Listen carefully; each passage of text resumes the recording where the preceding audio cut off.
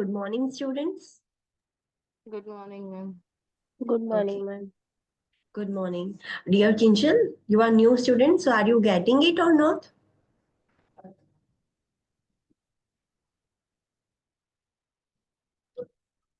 Yes, Okay, so can you please tell me what is your qualification? I'm GN in nursing.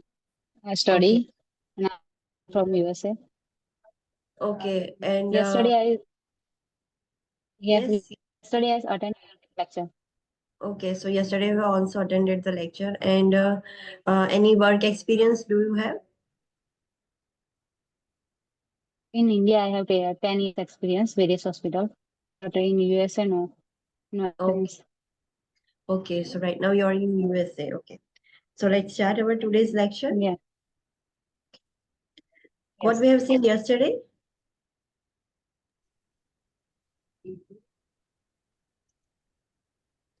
हमने कल क्या देखा था?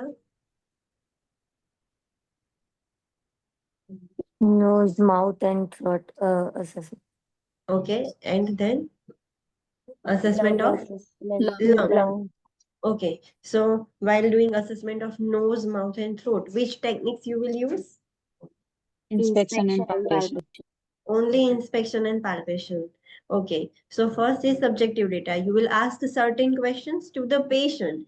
You will not directly check for these complaints. You will ask to the patient whether any of the complaint you are suffering from or any changes you are noticing. So about nose, you will ask certain questions. About mouth and throat, you will ask certain questions. That is called as subjective data.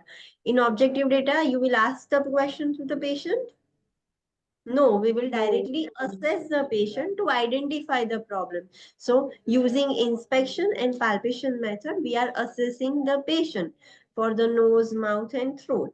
So different types of techniques we are using. Then any points, which points you will check in objective data? Yes, septal deviation. Yes. Nostrils, then sinuses. We will palpate the sinuses. Yes. Yes, there should be no pain. Then we will assess the teeth for their alignment, any abnormality, colors, cavities, decay. Okay. Then gums are also inspected.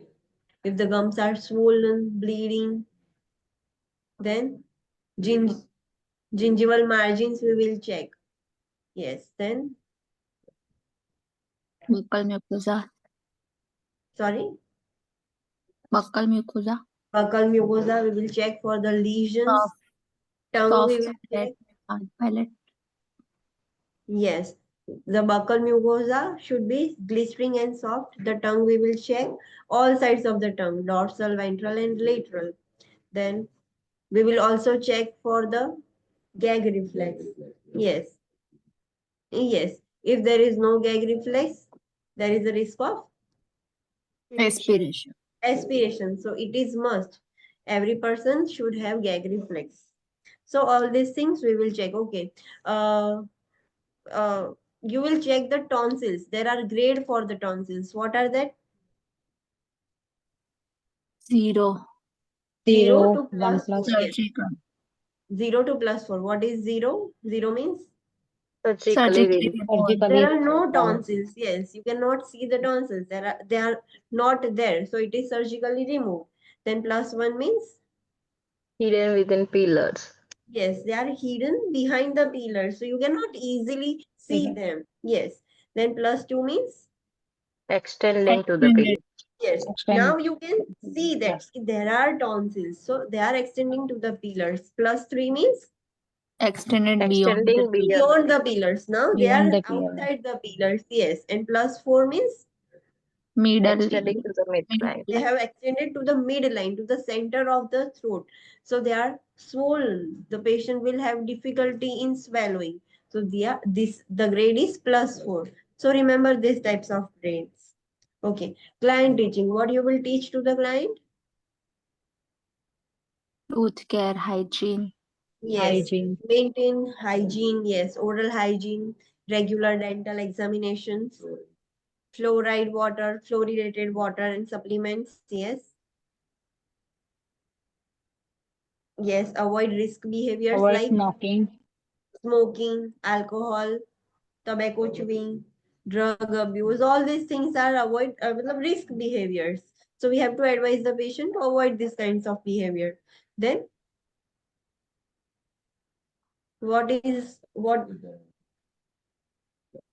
yes, if the patient feels any abnormality in the oral cavity like nodules, lesions, or signs of infection, he or she must have to report this to the PHCP. So we have to tell the importance of reporting that this is any abnormal and you have to report that. Next is lungs. Which techniques you will use for the assessment of lungs? Which are All they? Which, Number of packs per day in 2 years. okay, but the techniques. I'm Ins- asking. Yes, palpation, inspection, palpation. percussion, Gosh. And auscultation, yes, all four techniques. Then we will ask about subjective data. In subjective data, we have learned something new, that is the history of pack years. How you will identify the history of pack years? Patient cannot tell you my history of pack years is this. He will only, you have to ask the question per day, how much pack you consume and since how long you are smoking. So you have to ask this question and from that data, you can identify the pack year history. Patient cannot directly tell you the pack year history. So how you will calculate the pack year history? Number pack of packs per day. per day in 2 years. Yes. Yes. And years of smoking. Okay, so we will ask the patient that how many packs you daily smoke in one day and since how long कितने साल से आप smoke कर रहे हो and we will multiply this and we will get one number. So that is the pack years. Okay. Then we will also ask the patient two questions regarding COVID-19. The last test, recent travel, recent exposure to that person, any symptoms of the COVID. We can also ask for the reports also, RT-PCR lab reports when you have done last time. So all these questions should be asked and included in subjective data. Objective data, in objective data, what is the first step you will do? Inspection. Inspection. You will inspect the anterior and posterior of the chest. आप skin colour देखोगे, rate and depth of respiration, अब कैसे patient respiration कर रहा है, कैसी position में है, कोई लीजन्स है, शेप कैसा है, उसकी चेस्ट वॉल का कॉन्फ़िगरेशन क्या है, वो सब आप देखोगे, सिर्फ इंस्पेक्ट करोगे.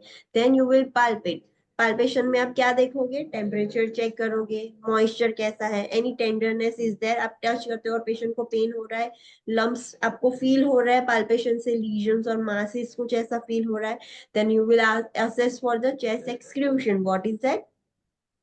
Movement of lung. Movement of the lungs while breathing. जब भी client breathe करेगा, inhalation and exhalation, you can feel that movement and it should be symmetrical on both the sides of the lungs. It should not be unilateral. It should be bilateral. Bilateral expansion होना चाहिए, एक side नहीं. Then you will also check for the tactile and vocal parameters. What is that? Vibration feel whenever Vibration. you prick. Yes, when we palpate the patient, posterior side हम जब palpate करते हैं patient को और patient कुछ बोलेगा, so we can feel the vibration, that is called as tactile or vocal parameters. This should also be symmetrical, both sides. Bilaterally we have to feel the vibrations bilaterally. If you are feeling the vibrations unilaterally, then this indicates there is something abnormal. Okay, how you will perform chest exclusion? कैसे perform करना है chest exclusion, कैसे check करोगे? Posteriorly.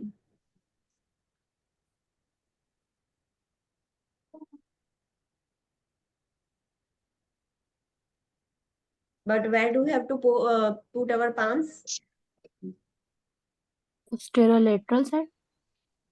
Yes, we have to, हमें हमारा हाथ कहाँ पर रखना है? जो स्पाइनल प्रोसेस है, सेंटर है, उसके आजू बाजू में थम्स प्लेस करना है. There should be a distance of 2 inches between two thumbs and palms ऐसे रखने हैं कि ऐसे रखने हैं? First position or second position?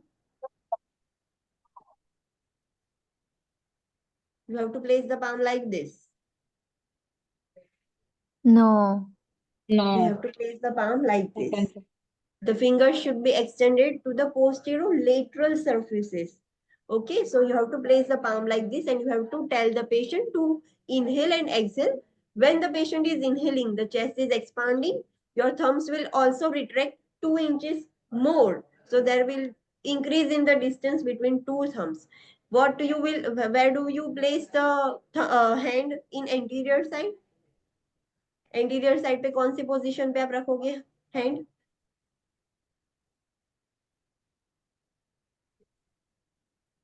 Online students?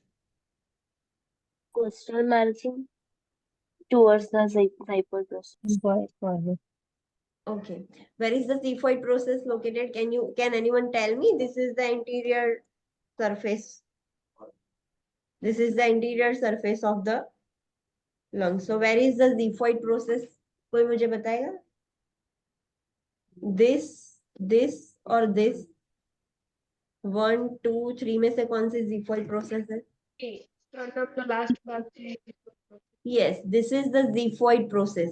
So how you have to place the hand? Like this. You have to place the thumb near to the xiphoid process. And the fingers are pointing towards the lateral side. So you have to place your thumb in the lower margin near the xiphoid process. And the distance between two thumbs, that is 2 inches. And while patient is inhaling, your thumbs will also get separated. Understood? Yes. Yes. Then how you will assess the tactile fremitus or vocal fremitus?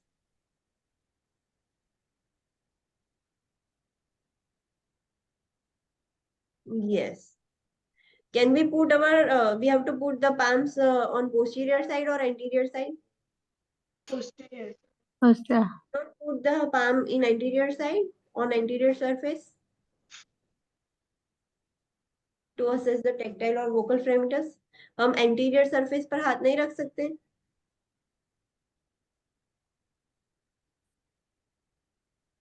Yes or no? It is best heard at posterior side. So posterior surface पर ही check करना है. Don't check the tactile or vocal fremitus on anterior surface. Okay? Got it? Yes. Yes. Yes. So what you will do while assessing for the tactile fremitus?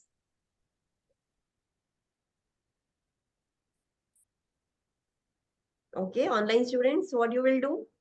પેશન્ટને કહેવાનું કે 99 repeat કરે અને એ ટાઈમે આપણે vibration Yes, we will ask the patient to repeat the word 99 and at that time we will assess the vibrations. We can feel the vibrations at both the sides. Bilaterally we can feel the vibrations. Okay. Next method is percussion. How you will do the percussion?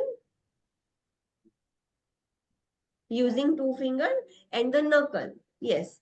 And yes, we can do percussion posteriorly or anteriorly. Posteriorly, you have to do the percussion between the intercostal spaces, starting from the apices and moving towards the base. We have to cover all the points. We have to we have to do the percussion all over the lungs. Apices से लेके base तक हमें 1, 2, 3, 4 ऐसे sequence में दोनों side करना है. You can see कि 5 बार यहाँ लेफ्ट साइड भी परकशन हो गया और 5 बार राइट साइड भी परकशन हो गया. So दोनों lungs पे परकशन इक्वली हो गया. Anteriorly you have to do the same also. ऊपर से स्टार्ट करना है from the apices and we are moving towards the base. उसमें 4 पॉइंट्स, लेफ्ट साइड 4 बार परकशन हुआ है, राइट साइड 4 बार परकशन हुआ है, दोनों साइड परकशन इक्वल अमाउंट में हुआ है. Can we do the percussion in the lateral sides? Yes और नो? लेटरल सरफेसेस पे परकशन कर सकते हैं? Yes, in females. Sometimes we can do percussion. अगर आपने एंटीरियर और पोस्टीरियर आपने परकशन किया है, आपको कुछ सस्पेक्टेड हुआ है, तो आप कर सकते हो. Regularly it is not needed. Anterior और पोस्टीरियर करके ही आप वाइंड अप कर सकते हो. हेल्दी पर्सन में आप कैसे लिखोगे परकशन का result? Resonance, yes. The normal finding for the percussion for healthy individual is resonance. If it is hyperresonance, it indicates, Air filled. yes, air, that is the pneumothorax, air in the lungs. If it is dullness, then it indicates density. Dense. The lungs have become dense due to fluid or anything, any masses. Then next is auscultation. How you will auscultate? Same as the percussion. The points are same. At that points, you have to auscultate for the lung sound. So you can do auscultation posteriorly, anteriorly, and laterally. All the sides you have to auscultate. Then a normal breath sound. At what point or location you can assess the normal breath sounds? There are Vestibular. vesicular. Bronchovesicular, And a Okay. bronchvesicle. Okay. Tell me in the sequence. bronchial, First is bronchial, then bronchovesicular, bronchovesicular, and last is vesicular. So whenever you are remembering something, try to remember in sequence, so it would be easier for you. So these are the places. आप auscultation सारी जगह पर कर रहे हो, एपाइसिस से base सब कुछ कवर कर रहे हो. So these are the points. Bronchial, bronchovesicular, and vesicular. Bronchial is for trachea, bronchovesicular is for bronchials, because वो lungs में भी आ गया है. So that is bronchovesicular, and vesicular is only the lungs. पूरे lungs में जो space है, that is vesicular space. Abnormal breath sounds. What are the types of abnormal breath sounds? Fine. Fine crackles, Pulse. coarse crackles, Wheezing. rhonchi, pleural Rhonchi. friction rub, Pleural stridor. friction rub. Yes, stridor. These are the different types of sounds. You have to remember the sound, exact the sound of each and every, that how the fine crackles is heard, how the coarse crackles is heard, and examples. You will be not asked कि fine crackles कब आपको सुनाई देगा, during inspiration और expiration वो कैसा है, high pitch है, low pitch, वैसे questions नहीं पूछे जाएंगे. आपको questions कैसे पूछे जाएंगे? डायरेक्टली जब मैंने बोला कि ऑडियो होगा और आपको गैस करना है कि ये ऑडियो कौन सा है, और एल्स ये डिजीज कंडीशन कौन सी है. So the important thing for remembering is the sound and the examples कि कौन सी कंडीशन में ये साउंड देखने को मिलता है. Sometimes they will not ask you for the audio, they will directly ask you the question. ऐसे क्वेश्चंस मुझे पूछे गए थे, मेरे एग्जामिनेशन में ऑडियो नहीं थी, but there were the sounds कि ये साउंड कौन सी, the patient came with you and the history, there is the history, और उस हिस्ट्री में दिखाया गया है कि पेशेंट को कोर्स क्रैकल्स थे. So from this data there might be the chances कि पेशेंट को कौन सी कंडीशंस है. सो आपको पता होना चाहिए कि ये एडवेंटिशियस साउंड ये कंडीशंस में है. अंडरस्टूड? yes, हाँ. Okay, so this is the important thing you have to remember. Then different voice sounds. There are bronchophony, egophony, and whisper pectoriloquy. Yes. So what is bronchophony? आपको आपने assessment किया, auscultation सब किया, आपको लगा कि there is something abnormal, and now you are assessing the voice sound. So voice sound में आप तीन चीजें चेक करोगे. First is bronchophony. How you will check for the bronchophony? Patient ने क्या कि 99 रिपीट करके 99. हम पेशेंट को बोलेंगे कि repeat the 99 word. So what is the normal finding? Normal कैसा होना चाहिए? Soft muffle sound, soft muffle and indistinct sound आएगा. या आपको ऑस्कल्टेट करना है या फील करना है? Auscultate. Yes, we have to auscultate this sound. So आप जब स्टेथोस्कोप से सुनोगे तो आपको सॉफ्ट साउंड सुनाई देगा, मफल्ड साउंड आएगा. आपको पता नहीं चलेगा कि पेशेंट क्या बोल रहा है, बट इट माइट बी इनडिस्टिंक्टिव. आपको पता चलेगा कि कुछ बोल रहा है पर क्लियर नहीं पता चलेगा. ईगोफोनी में कैसे करना है हमें egophony? Yes, we have to ask the patient to repeat the E, long E बोलते रहना है. उस टाइम पर आपको सुनाई देगा E? Yes or no? Yes. If you are not hearing the E sound, then that is something abnormal. Okay. And next is whisper pectoriloquy. What is that?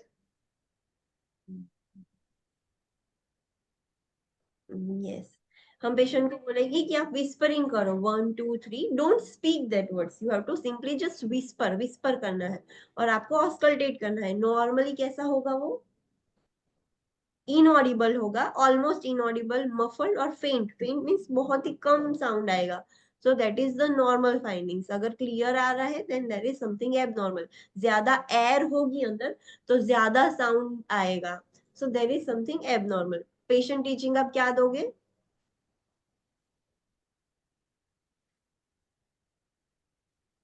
Yes, regularly skin testing, tuberculin skin test, then Immunization, pneumonia and influenza yes, vaccine. regular immunization of pneumonia and influenza vaccines. Any abnormality occurs, then inform to PHCP. Inform PSCP, yes. If the patient experiencing persistent cough, shortness of breath, or other respiratory symptoms, the patient has to inform the PHCP.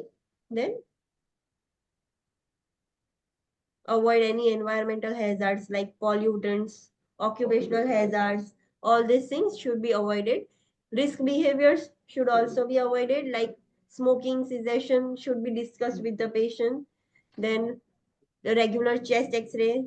If the patient is suspected having TB or history of TB, we can also advise the patient to do the regular sputum examination also. So these are the client teaching that you have to give to the patient. Any doubt till this? No. Okay, so let's start the new system, that is the heart, assessment of heart. So for the assessment of heart, what type of subjective data you will ask to the patient? So you will ask for the chest pain. Patient को आप पूछोगे आपको chest pain हो रहा है, कभी हुआ था, anything about the chest pain. Dyspnea, new students, what is dyspnea? New students? Okay, shortness of breath or difficulty in breathing. This is called as dyspnea. Cough, fatigue, edema, nocturia. What is nocturia? New students? Okay, new students. Miss Kinjal.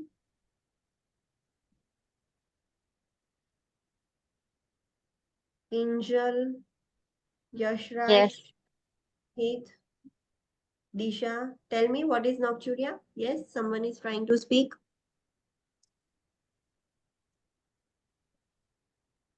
What is nocturia?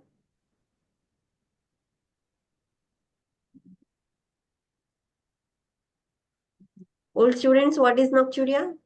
night time Frequent urination in night. Yes, urination in the night is called as nocturia. So, new students जिसको नहीं पता था, please write it down. In examination, you will be given this kind of words. They will not tell you the patient is having urination in night time. They will write nocturia.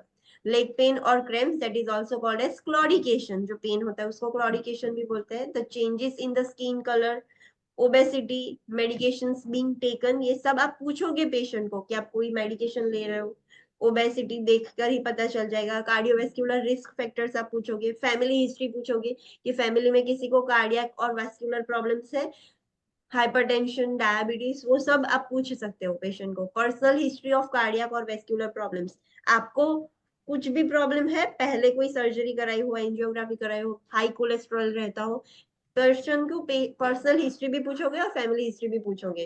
Next is objective data. Objective data में आप कौन सी methods include करोगे for the assessment of heart? So all 4 methods: inspection, palpation, percussion and auscultation. So first you will do inspection. Inspection means देख कर ही आपको identify करना है. You do not have to touch the patient. So inspect क्या करोगे आप? So inspect the anterior chest for pulsation, that is the apical impulse created as the left ventricle rotates against the chest wall during systole, not always visible. Inspection patient को touch करे बिना हमें देखना है. So आपको क्या inspect करना है? Apical pulse. एपिकल पल्स कहां पर आप देखते हो? एपिकल पल्स कहां पर होती है? What is the location? Apical pulse is at the chest. Heart है वहां पर एपिकल पल्स है. हार्ट की जो पल्स है दैट इज एपिकल पल्स. सो आप क्लाइंट की चेस्ट पर ऐसे जब भी पल्सेशन होता है, हार्ट बीट करता है, तो क्लाइंट की चेस्ट पर आप देख सकते हो पल्सेशन, वो चेक करना है. Normally it is not always visible. आपने कभी ऐसे पेशेंट को देखा है कि आपको डायरेक्टली दिखता हो? It is not normally visible. अगर पेशेंट को टैकीकार्डिया होगा और वैसा कुछ होगा, पेशेंट सीढ़ी चढ़कर आया है, भागकर आया है, so at that time the you can see minor changes, minor perception you can see. So first you have to inspect that. Next is palpation. अभी आपको पाल्पेट करना है, पेशेंट को टच करना है। So what you will palpate? Palpate the apical pulse at the fourth or fifth interspace or the medial to the mid clavicular line. So अभी आपको palpate करना है, apical pulse चेक करनी है, that is the heart. Heart कहाँ पर है? So कहाँ पर आप pulse चेक कर सकते हो? Between the fourth और fifth intercostal space. फिफ्थ और फोर्थ और फिफ्थ रिब है, उसके बीच की स्पेस है, वहां पर आप ऑस्कल पाल्पेट कर सकते हो, टच करके आप identify. Just a minute.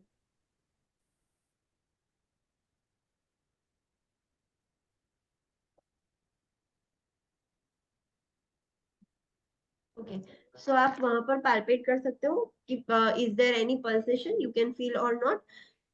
Not palpable in obese clients और clients with thick chest wall. अगर जो पर्सन ओबेस है और उसकी चेस्ट वॉल बहुत ही थिक है, सो उस पेशेंट में आप इजीली पाल्पेट नहीं कर पाओगे। Palpate the apex, left sternal border and the base for pulsation. Normally none are present. अभी आपको हार्ट का एपेक्स पाल्पेट करना है, लेफ्ट स्टर्नल बॉर्डर पाल्पेट करनी है और बेस पाल्पेशन पाल्पेट करना है। क्यों पाल्पेट करना है? To check the pulsation. Apex means this is the chest wall. Okay, just a minute.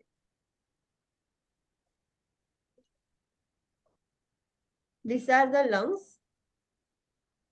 Okay, and this is the heart. So where is the apex? Heart नहीं कि नीचे नीचे नहीं side, Heart. We are talking about heart. तो नीचे Where is side it? नीचे नहीं sir. This is the apex and this is the base. So we can auscultate the or palpate the apical pulse here in the heart. We cannot palpate the pulse after the apex, at the base or at the lateral side. So it is not normally present. अगर present है तो it indicates something abnormal. Apical pulse के आजू बाजू, at the base or at the apex or at the lateral side, आपको pulsation palpate नहीं होगी। On the heart you can palpate, वो भी इजीली पाल्पेबल नहीं है। सो ऑन द हार्ट आपने कभी ऐसा चेक किया है कि आपने हार्ट से दूसरी अलग अलग जगह पर खुद पाल्पेट करके देखो, आपको पल्सेशन फील नहीं होगा। Every student please palpate the apical pulse और उसके आजू बाजू हाथ प्लेस करो। एपिकल पल्स पाल्पेट हुआ और उसके आजू बाजू कोई भी जगह पर हैंड रखो, आपको इजीली पल्सेशन फील नहीं होगा। If it is feeling pulsation आपको फील हो रही है, then it this indicate something abnormal. So normally none are present, कोई भी आपको फील नहीं होगा, एक ही पॉइंट पर होगा, that is the apical pulse, apical point. Next is percussion. Percussion means now you have to do the percussion. May be performed to outline the heart's border and to check for the cardiac enlargement, denoted by the resonance over the lungs and dull notes over the heart. अभी आपको percussion करना है। percussion में कैसे होगा? अगर lungs पर percussion होगा तो कैसा साउंड आएगा? Normal resonance, because there is air, normal air. ज्यादा होगी तो हाइपर रेजोनेंस हो जाएगा। और हार्ट में एयर नहीं है, देर इज अ फ्लूइड, सो आपको हार्ट पर नॉर्मली डलनेस आएगा।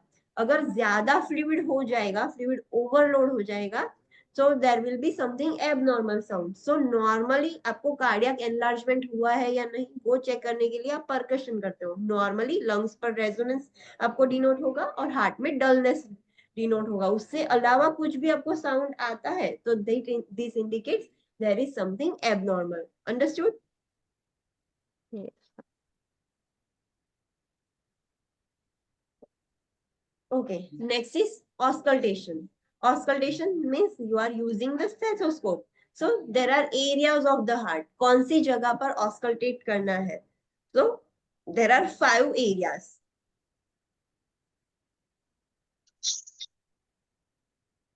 1, 2, 3, 4 and 5. There are 5 areas.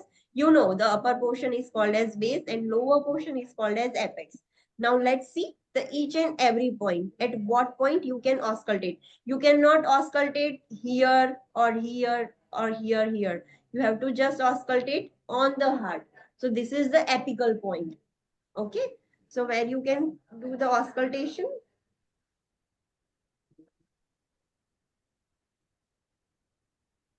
The first point is second right intercostal space. So you can identify this is first intercostal space, this is second intercostal space. This is first rib, second rib, and third rib. So between second and third rib, there is second intercostal space. So right side of the intercostal space. So second right intercostal space is called as aortic mark. You can auscultate the sound in the aorta. So it is also called as aortic place. Next is second left intercostal space. It is also called as pulmonic space. So you can identify first and second intercostal space. You can auscultate for the sounds in the pulmonary arteries, pulmonary veins. So that is called as pulmonic space. Next is third left intercostal space. So first, second, and third. On the third intercostal space, this is called as Erb's point. So Erb's point you can auscultate for the left atrium के जो sounds है वो आपको easily auscultate होंगे. This are the points. Third left intercostal space को Erb's point बोलते हैं. Next is fourth left intercostal space. So after third there is a fourth intercostal space. वहां पर जो पॉइंट है that is tricuspid. Tricuspid is the valve. Okay, so you can auscultate there. Fifth position is left mid clavicular line. So this is the clavicle. So उसमें mid center में जो point होगा, so this is the M point. At this you can auscultate the mitral sound. So it is also called as mitral point. So there are the points: aortic, pulmonic, Erb's, tricuspid, and mitral. These are the points. And the location, where is the aortic point located? So it is at the second right intercostal space. Where is Erb's point located? So it is located at the third left intercostal space. Where is the mitral point located? It is the fifth left mid clavicular line. Understood? These are the points. ऐसे questions कहां पर पूछे जाएंगे? Hotspot type के questions होते हैं. So in those questions you will be given one figure. आपको figure दी गई होगी और there will be one point कि इस point को क्या बोलते हैं. From the options you have to identify कि this is the point. So these are so simple questions. आपको एक फिगर दी गई होगी और लेबल करना है सिर्फ आपको. Understood? Yes. Okay. So auscultation. Auscultate heart rate and rhythm. Check for the pulse deficit. What is that? Pulse deficit means? J peripheral और एपिकल पल्स છે ને એના અંદર ડિફરન્સ આવશે. Yes. Yes. New students, please note it down. Pulse deficit means क्या? कि apical pulse और जो radial pulse और brachial pulse कोई भी peripheral pulses है. There is the difference between apical pulse and peripheral pulse. Peripheral pulse कैसी होगी compared to apical pulse? कम होगी, decreased होगी. There is the irregularity और peripheral pulse कम होगी as compared to apical pulse. So आपको heart rate और rhythm दोनों auscultate करना है कि कैसी है, rate ज्यादा है और कैसी, और rhythm भी auscultate करनी है. Like नॉर्मल रिदम है, पहले ज्यादा बीट करेगा फिर बीच में स्टॉप, बीट स्टॉप. सो रिदम भी कैसी है, एक यूनिफॉर्म रिदम में बीट कर रहा है कि नहीं हार्ट, वो भी ऑस्कल्टेट करना है. और पल्स डेफिसिट के लिए भी ऑस्कल्टेट करना है.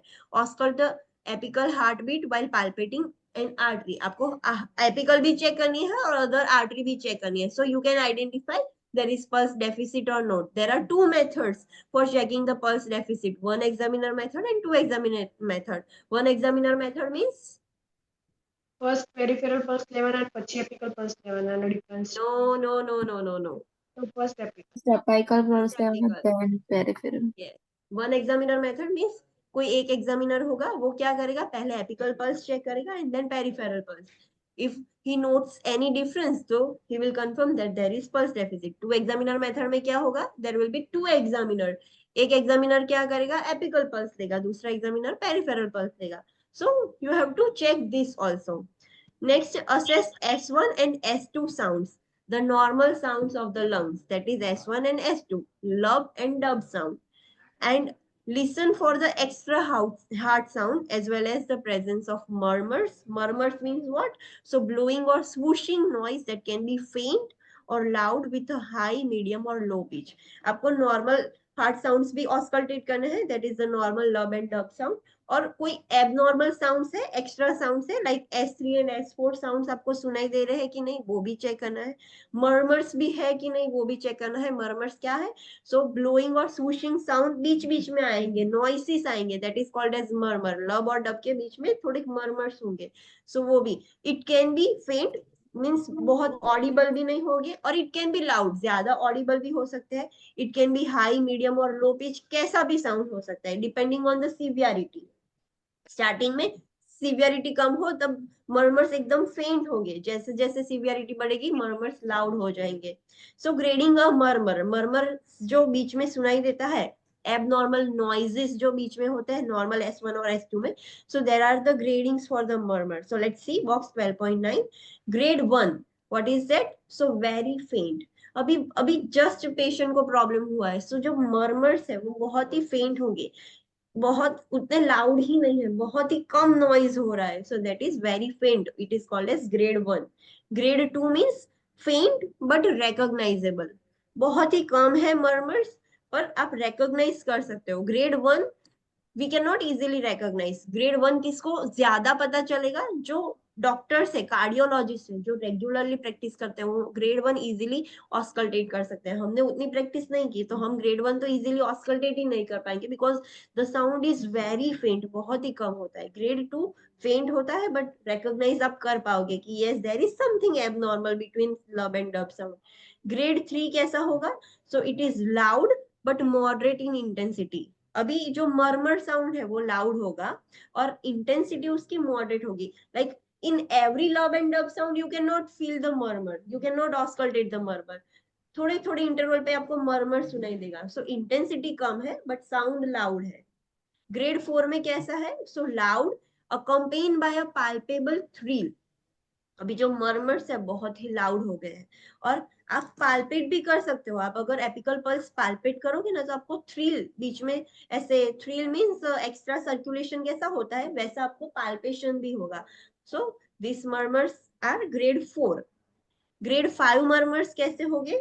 When you can give the murmur a grade 5, so they are very loud, accompanied by a palpable thrill, audible with a stethoscope, partially off the client's chest.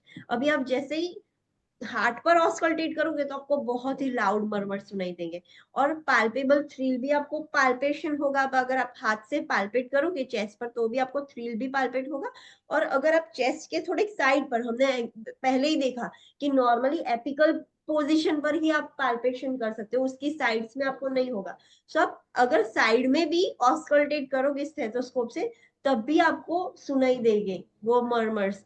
Not only on the centre, sides में भी आप easily सुन पाओगे। सो इतने loud है वो murmurs. और grade 6 murmurs किसको दोगे आप? Grade 6, so they are extremely loud, may be heard with stethoscope slightly above the client's chest, accompanied by a palpable thrill। अभी चेस्ट के ऊपर नेक रीजन में भी आप स्टेथोस्कोप रखोगे तब भी आपको वो सुनाई देंगे। जो मर्मर साउंड है वहां तक सुनाई देता है। तो they are very loud, extremely loud, बहुत ही लाउड है। और पाल्पेबल थ्रिल भी, आप पाल्पेट करोगे तो आपको थ्रिल भी फील होगा। वो वूशिंग साउंड, जो ब्लड सर्कुलेशन हो रहा है वो साउंड आपको फील होगा, पाल्पेट होगा। So the severity has become so worse. This means बहुत ही वर्स कंडीशन हो गई। Understood about the murmurs, grading of the murmurs? Online students, any doubt in grading of murmur? No. Okay. So next is auscultation. So we have done all the 4 techniques for the assessment of heart. Now what you have to check for the heart also? So peripheral vascular system. Peripheral में कैसा blood circulation है वो भी हम heart का assessment करते हैं, तभी देख लेना है। So assess the adequacy of blood flow to the extremities by palpating the arterial pulses for the equality and symmetry and checking the condition of skin and nails. सिर्फ हार्ट की pulse check करने से हमने heart का assessment कर दिया? It is not like that. हमें सारी पल्सेस चेक करनी है। एक्सट्रीमिटीज में ब्लड फ्लो कैसा है, अगर ब्लड फ्लो कम होगा तो एक्सट्रीमिटीज में प्रॉब्लम हो जाएगा। तो हमें एक्सट्रीमिटीज की भी आर्टेरियल पल्सेस चेक करनी है। We know there are different sides of assessing the pulse, जो हमने वाइटल साइंस में कवर कर लिया। तो वो सारी पल्सेस हमें चेक करनी है। इफ यू आर नोटिसिंग कि समथिंग इज एबनॉर्मल, सो हमें एक्सट्रीमिटी की पल्स लेनी है। और उस जगह पर की स्किन कंडीशन और नेल्स भी देखना है। अगर ब्लड सर्कुलेशन प्रॉपर नहीं होगा तो स्किन कैसी हो जाएगी? यस, फॉर एग्जाम्पल पेशेंट है, उसको देयर इज समथिंग प्रॉब्लम और उसके लेग तक प्रॉपर ब्लड सर्कुलेशन नहीं पहुंच रहा है due to the problem in the arteries और एनीथिंग, सो उसकी लेग्स की स्किन कैसी होगी? Black, Bluish. Bluish, okay, bluish. Cyanosis कब होगा? In the extreme stage. Oxygen rich blood पहले डायरेक्टली साइनोस नहीं हो जाता है, जब बहुत ही कॉम्प्रोमाइज हो जाएगा तब धीरे धीरे वो ब्लूइश हो जाएगा। बट स्टार्टिंग में उसको आप टच करोगे पाल्पेशन से, आपको स्किन कैसी लगेगी? Cold. Cold. Cold, yes, cold and clammy skin होगी। और नेल्स कैसे होंगे? एकदम ब्रिटल होगे, साइनोस्ड होगे, नेल्स पहले साइनोस्ड होते हैं। सो ये सब आप कंडीशंस भी चेक करके आइडेंटिफाई कर सकते हो। The blood circulation peripheral extremities में कैसा है? Check for the pretibial oedema and measure the calf circumference. अगर आपको लाइक टिबियल डॉर्सली स्पैडिस और पोस्टीरियर टिबियल पल्स चेक करनी है, सो उसके पहले प्री टिबियल टिबिया के ऊपर एरिमा है कि नहीं है वो चेक करना है। Due to lack of blood circulation there might be chances of oedema. और समटाइम्स एडिमा किसकी वजह से होता है? तो वीनस रिटर्न प्रॉपर नहीं होगा तब भी एडिमा होगा। सो आपको एडिमा चेक करना है। और काफ जो है, काफ मसल, उसकी सर्कमफरेंस चेक करनी है, एडिमा की वजह से वो बढ़ जाएगी।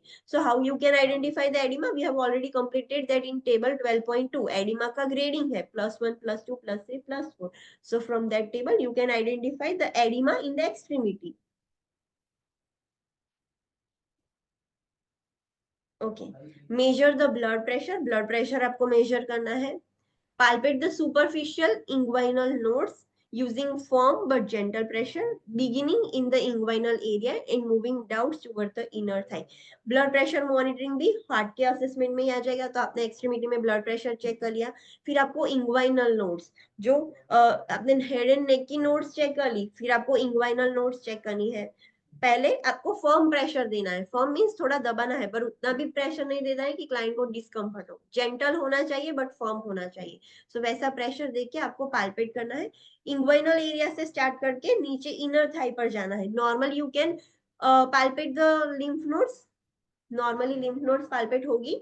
No. No.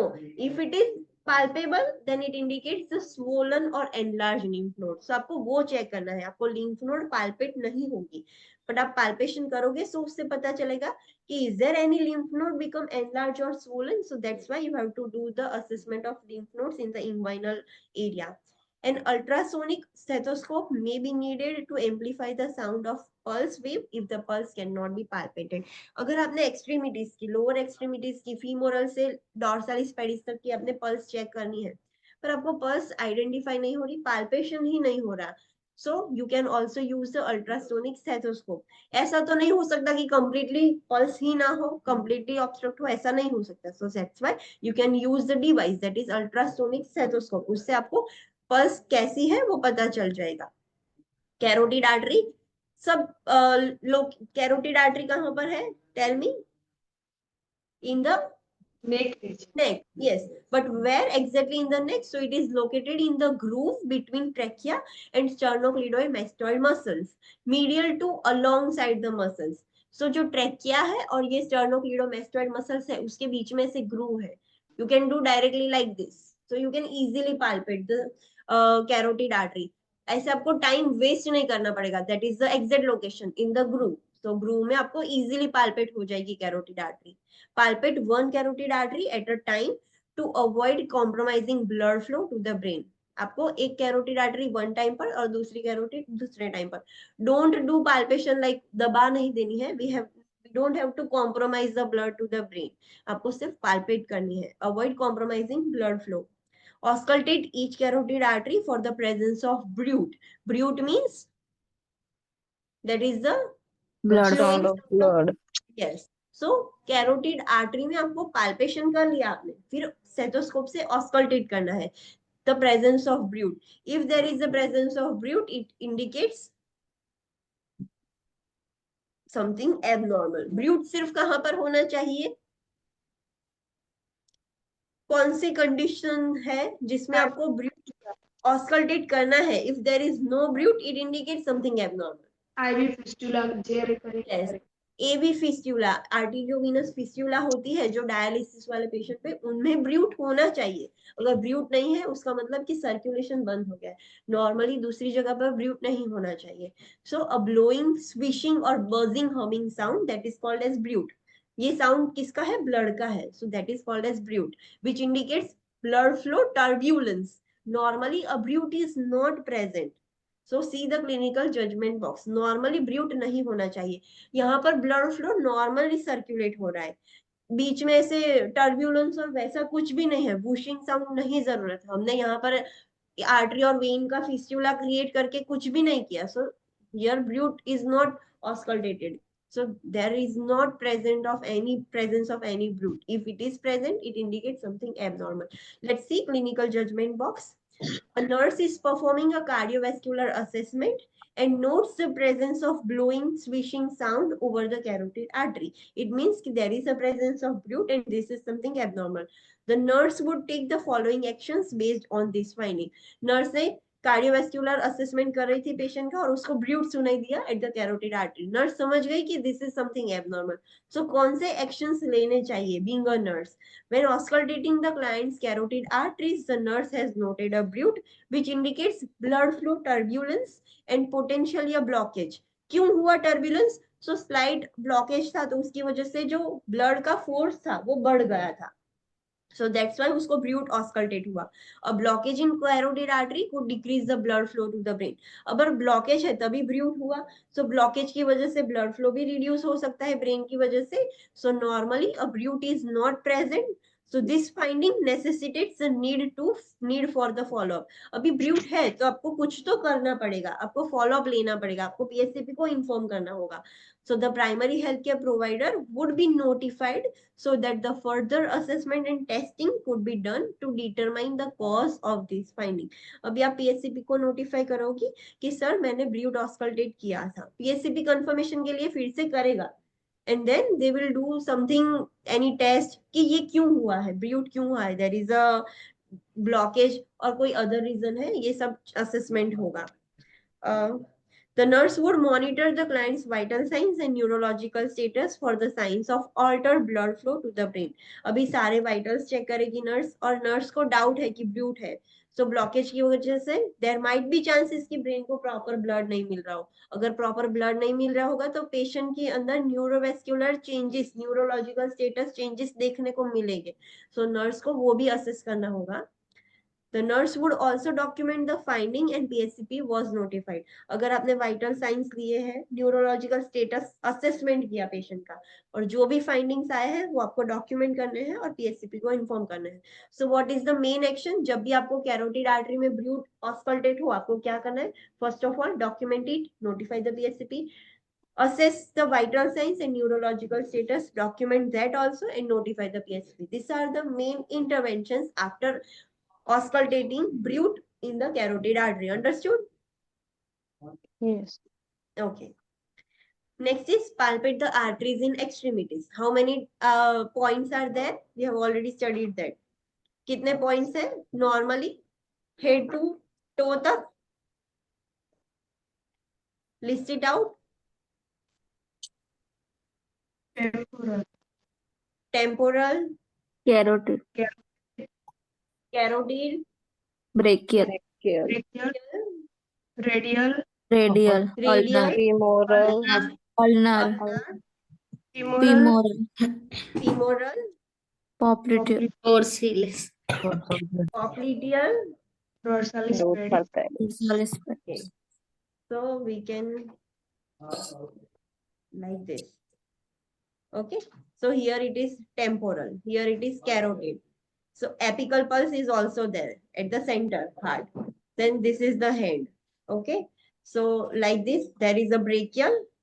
At the thumb side, it is radial, radial, and at the last finger, it is ulnar. Okay.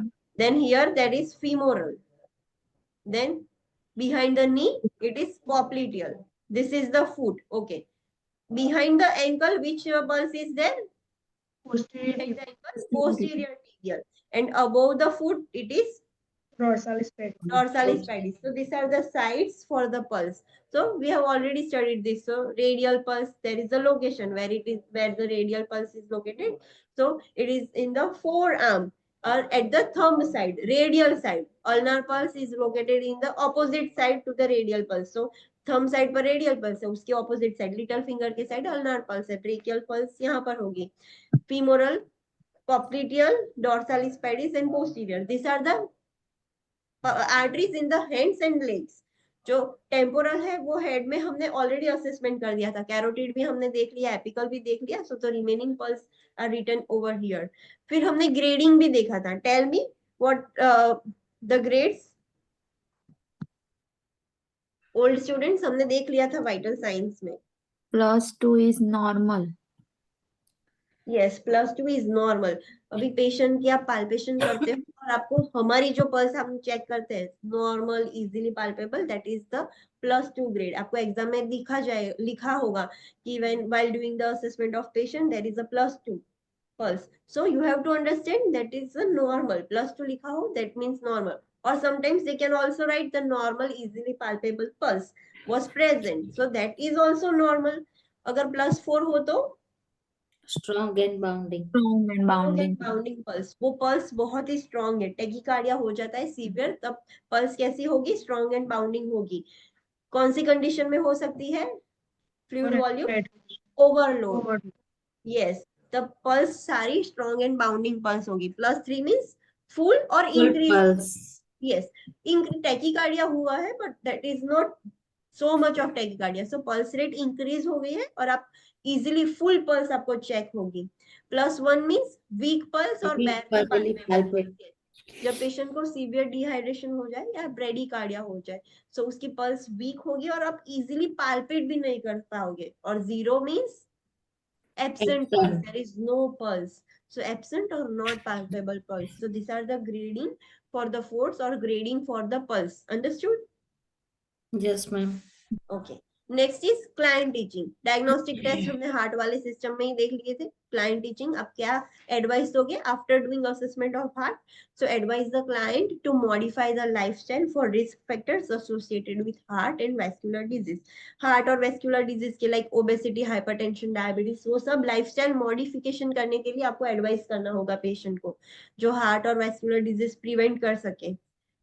Encourage the client to seek regular physical examination. Patient को हमें एडवाइस करना है कि आप रेगुलर फिजिकल एग्जामिनेशन असेसमेंट करने के लिए visit करते रहे. So we can examine the patient regularly. Client should seek medical assistance for the signs of heart और वैस्कुलर डिजीज. अगर क्लाइंट को कुछ भी साइंस दिखते हैं हार्ट रिलेटेड और वैस्कुलर डिजीज रिलेटेड, तो तुरंत ही मेडिकल असिस्टेंस और मेडिकल हेल्प लेनी चाहिए क्लाइंट को. सो ऐसी एडवाइस हम क्लाइंट को देंगे. Understood?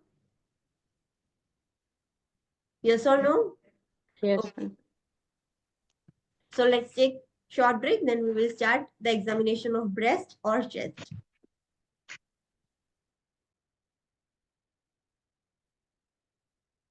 Okay. So let's start the examination of breast or chest. So in that subjective data, what questions you will ask to the patient? So in subjective data, you will ask for the pain or tenderness on the breast, lumps or thickening, any lumps the patient has seen or patient can feel the lump or thickening, swollen axillary lymph nodes, nipple discharge, rash or swelling, medications being taken, personal और family history of breast disease, उसकी family में कोई history हुई हो और उसके साथ भी कोई ब्रेस्ट डिजीज हुआ हो, ट्रॉमा और injury to the breast, previous surgery on the breast, breast self examination compliance. What is that? What you will ask about breast self examination compliance? आप पेशेंट को पूछोगे कि आप रेगुलरली ब्रेस्ट सेल्फ एग्जामिनेशन करते हो या नहीं, वो उसमें कंप्लायंस हो या नहीं. मेमोग्राम्स एज प्रिस्क्राइब, मेमोग्राम्स पहले किया गया है या फिर कुछ भी करवाया हो, कुछ भी प्रिस्क्राइब किया हो, सो उस टाइप की आप सब्जेक्टिव हिस्ट्री पेशेंट से पूछ कर लोगे. Next is objective data. What type of methods और which techniques you will use while doing the breast assessment. Inspection and palpation, we cannot use auscultation and percussion over the breast. So only two methods we will use, that is inspection and palpation. So we will simply just inspect by visualizing the breast. Like it is performed with the client's arm raised over the head and hands pressed against the hip and the arms extended straight ahead while the client sits and leans forward. Three positions में आप inspect कर सकते हो. Like first position में क्या है, आप client को बोलोगे कि आपके आर्म्स रेज करें, लाइक हैंड्स अप करके ब्रेस्ट कंप्लीटली विजुअलाइज कर सकते हो. Second position, arms are against the hips, so client ऐसे आर्म्स पीछे करके बैठेगा और we have to just inspect the breast. And third position is arms को स्ट्रेट एक्सटेंड करना है, लाइक दिस, साइड्स में एक्सटेंड करना है और क्लाइंट को थोड़ा लीन फॉरवर्ड, थोड़ा बेंड डाउन होना है. So these are the three positions. Through that you can only inspect the breast. Next is inspection में आपको क्या चेक करना है? So you have to assess the size and symmetry. Make sure that one breast is often larger than the other. It is not possible that the two breasts are of same size and same shape. So आपको size and symmetry check करनी है, but they are not similar to each other. There should be minor difference to each. Mass is flattening, retraction और dimpling, आपको ये सब भी check करना है. कैन यू इंस्पेक्ट एनी मास और फ्लैटनिंग और रिट्रैक्शन, कुछ थोड़ा मसल ऐसे रिट्रैक्ट डाउन हो गया है, डिम्पलिंग हुआ है, गड्ढा जैसा दिख रहा है आपको.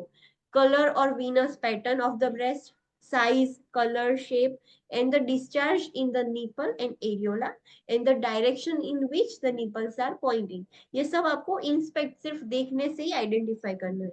Next, after doing infection, now you have to do the palpation. So palpation के लिए कौन सी पोजीशन आप दोगे पेशेंट को? So client lies supine, आपको पेशेंट को supine पोजीशन देनी है with the arm on the other side being examined behind the head and the small pillow under the shoulder. Client को जो आर्म है वो ऐसे पीछे करना है और नीचे शोल्डर्स की जगह पर पिलो रखना है. सो breast, we can easily palpate the breast, और जो आर्म है वो पीछे करना है, हेड के पीछे ले जाना है.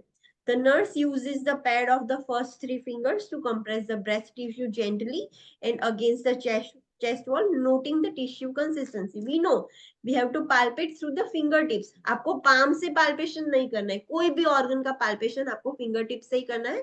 You can use 2 or 3 fingertips. So आपको 3 fingertips ऐसे लेनी है और breast के tissue पर gently palpation करना है.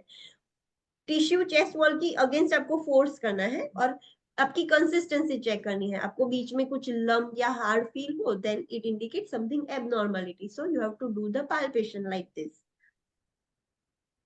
Palpation is performed systematically, ensuring that the entire breast and the tail are palpated. Yes, make sure there are different types of palpation method, like in circular motion you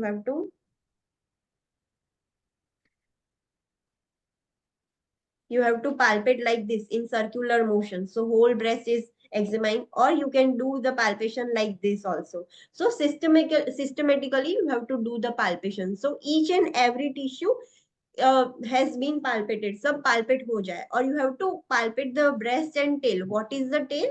जो breast के side पर during in the armpit ऐसा होता है, यहाँ से patient का hand है.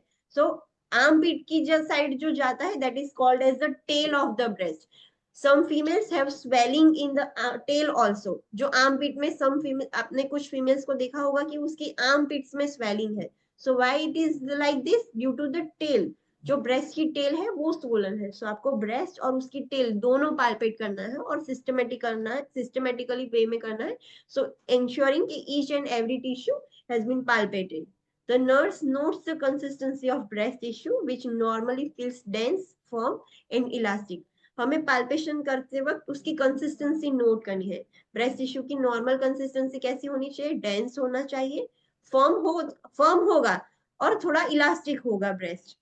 The nurse gently palpates the nipple and areola and compresses the nipple, noting any discharge. जब आप palpation करते हो तो आपको nipple और areola भी palpate करना है और we have to compress the nipple. Is there any discharge coming out from the nipple or not? We have to identify that. It is important to document the lump or mass characteristics, which includes size, shape, consistency, mobility, distinctness, nipple characteristics, skin findings over the lump and tenderness and lymphadenopathy. It is very important. आप जब breast palpation कर रहे हो और आपको कुछ lump feel हुआ on the palpation, सो आपको वो लंप और मास का कैरेक्टरिस्टिक्स लिखना है कि कितनी साइज का आपको फील हुआ, what is the shape, round, irregular, कैसा शेप है, कंसिस्टेंसी कैसी है, बहुत ही हार्ड है, सॉफ्ट है, मूवेबल है. वो जो लंप और मास आपको फील हुआ वो ऐसे मूव कर रहा है कि एक ही जगह पर फिक्स है, उसकी डिस्टिंक्टनेस कैसा है, उस निपल कैरेक्टरिस्टिक्स कैसे है, जो लंप है उसकी ऊपर की स्किन कैसी है, टेंडरनेस है या नहीं, पेशेंट को पेन हो रहा है या नहीं, लिम्फेडिनोपैथी है या नहीं, लिम्फ नोड्स एनलार्ज हुई है कि नहीं, ये सब आपको डॉक्यूमेंट करना है. Next is axillary lymph nodes. जब भी आप ब्रेस्ट एग्जामिनेशन करते हो तो एक्सिला की जो लिम्फ नोड्स है उसका असेसमेंट ब्रेस्ट के साथ ही करना है. लाइक हेड एंड नेक की आपने हेड और नेक असेसमेंट में कर लिया, इंग्वाइनल लिम्फ नोड्स आपने जब हार्ट का असेसमेंट कर रहे थे तब इंक्लूड कर दिया. So axillary lymph nodes are remaining, तो उसका असेसमेंट कब करोगे, जब we are doing the breast examination.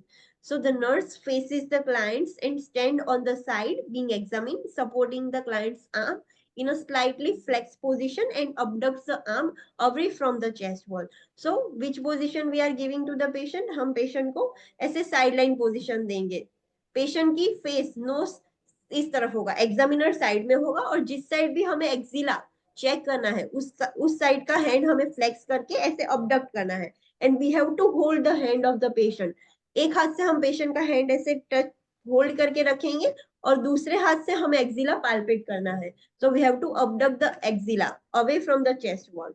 The nurse places the free hand. हमने एक हाथ से हमारा पेशेंट का हाथ हमने पकड़ कर रखा है, अबडक्ट किया हुआ है, सो एक फ्री हैंड से हमें पाल्पेशन करना है. The nurse uses the free hand against the client's chest wall and the high in the axillary. Follow then with the fingertips gently presses down, rolling the soft tissue over the surfaces of the ribs and muscles. अभी हमें जो free hand है उससे palpation ऊपर से नीचे की तरफ जाना है, पूरा एक्सिला कवर करना है और पाल्पेशन करना है. रोलिंग डाउन सरफेसेस में सब पूरा चेक करना है. lymph nodes are normally not palpable. lymph nodes palpate नहीं हो सकती. if it is palpable it indicates there is the enlarged lymph node. हमें enlarged कोई palpate हो रही है नहीं वो ही find out करना है. so whenever you are doing palpation in axilla, make sure आपको कुछ भी palpate नहीं होगा. if something is palpable it indicates something is abnormal. Understood?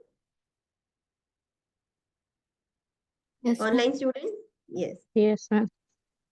Next is client teaching. Breast examination, breast assessment करने के बाद आप क्लाइंट को क्या इंफॉर्मेशन दोगे, टीचिंग दोगे. So encourage and teach the client to perform the BSC breast self examination. का importance patient को आपको समझाना है कि आपको रेगुलर एवरी मंथ बीएससी करना चाहिए. How to do the BSC that we have already covered in the oncological chapter, that is chapter 45. Breast self examination कैसे करना है वो हमने उस चैप्टर में कवर कर लिया है.